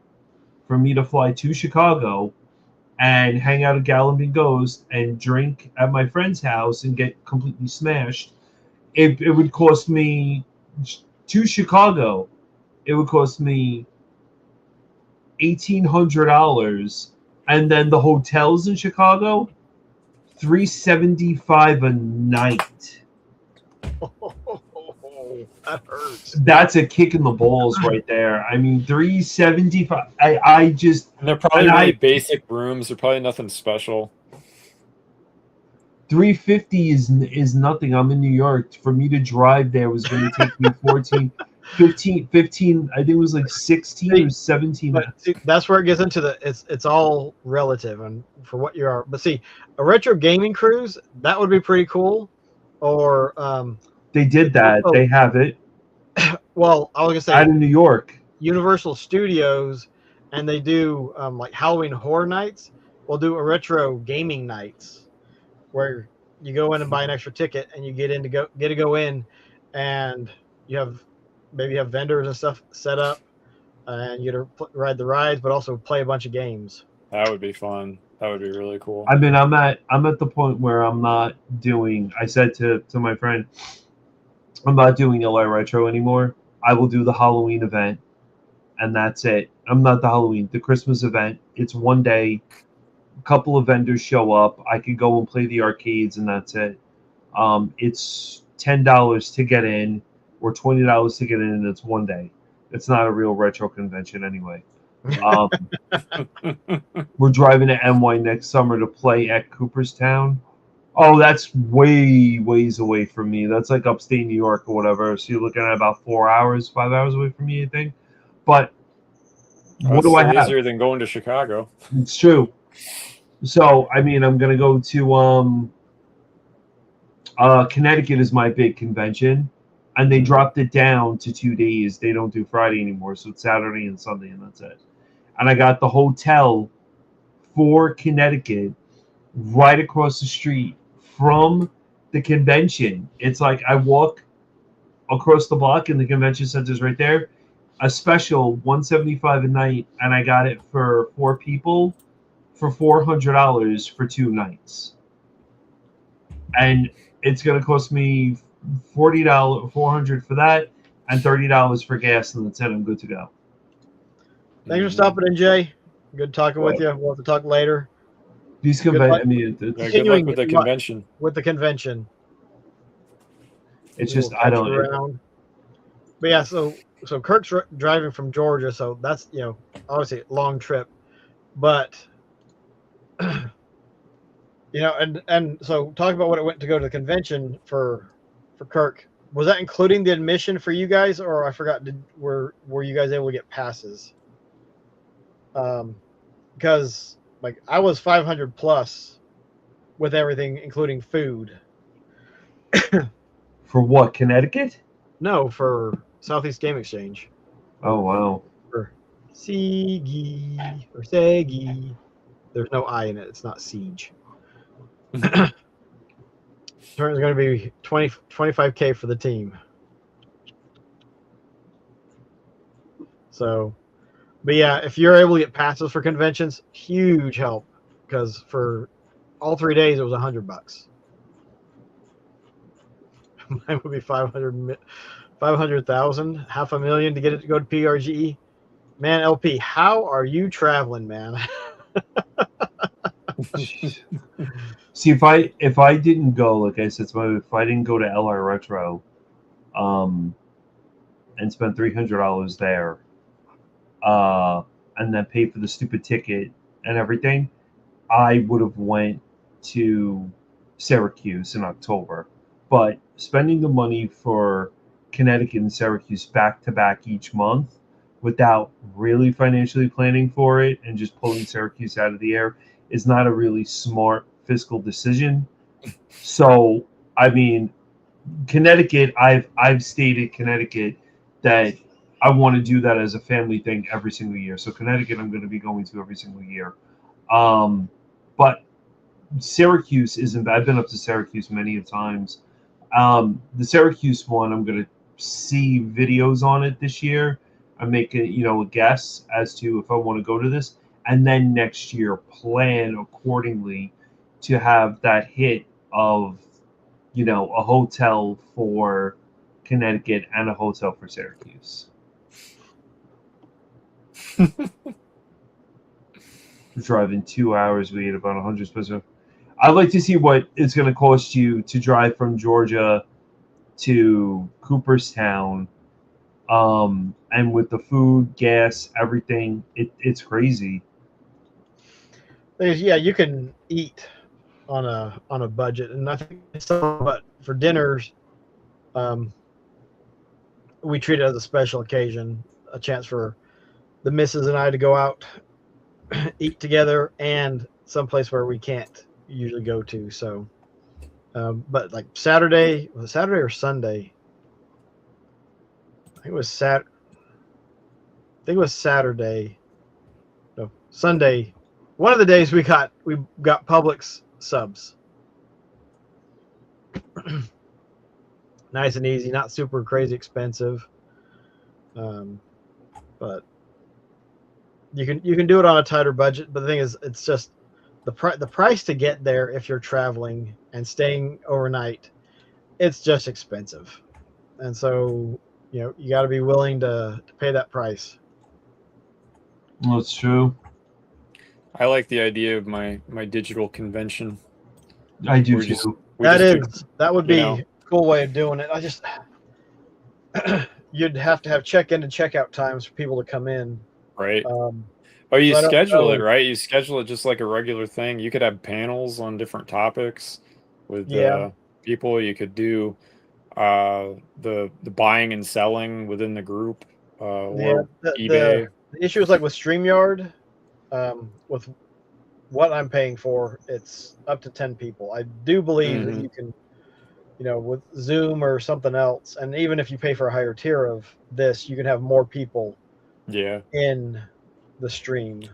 And you might want to do multiples, right? So it doesn't get overly chaotic or whatever. And, you could have a stream if it's like a panel, but most people are on mute or something like that. It's like people presenting can talk and have the chat going or whatever. Like, I could see that being really cool, and everybody could save a lot of money and then use the money they saved to buy games, other stuff that they want. We could have a tournament going, we could have like a Smash tournament going, Mario Kart, stuff like that, and we could do prizes. It could be a big event type thing for different channels. We need to get with DLP and be like, all right, let's do a small one. Right. Set something up as a test run and see how it goes. Yep. Iron out the details.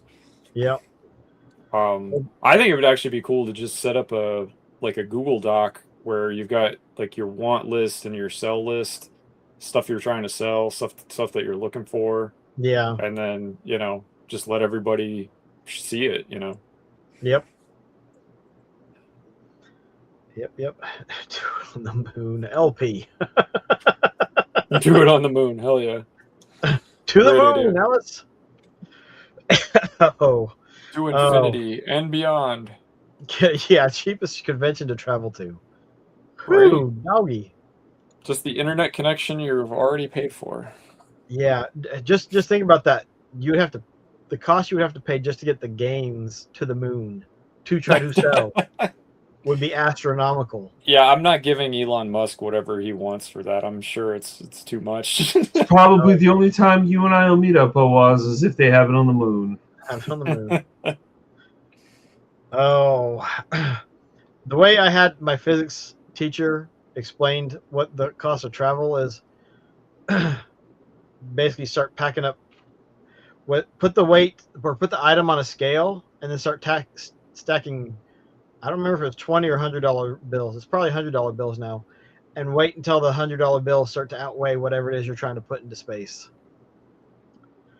So, I'm not buying much, hanging out. Yep. That's the community is what makes the events. Oh yeah, definitely. But just trying to make an event so the community can come together, where they don't have to spend a bunch of money to get out and about. That's true. And stay overnight.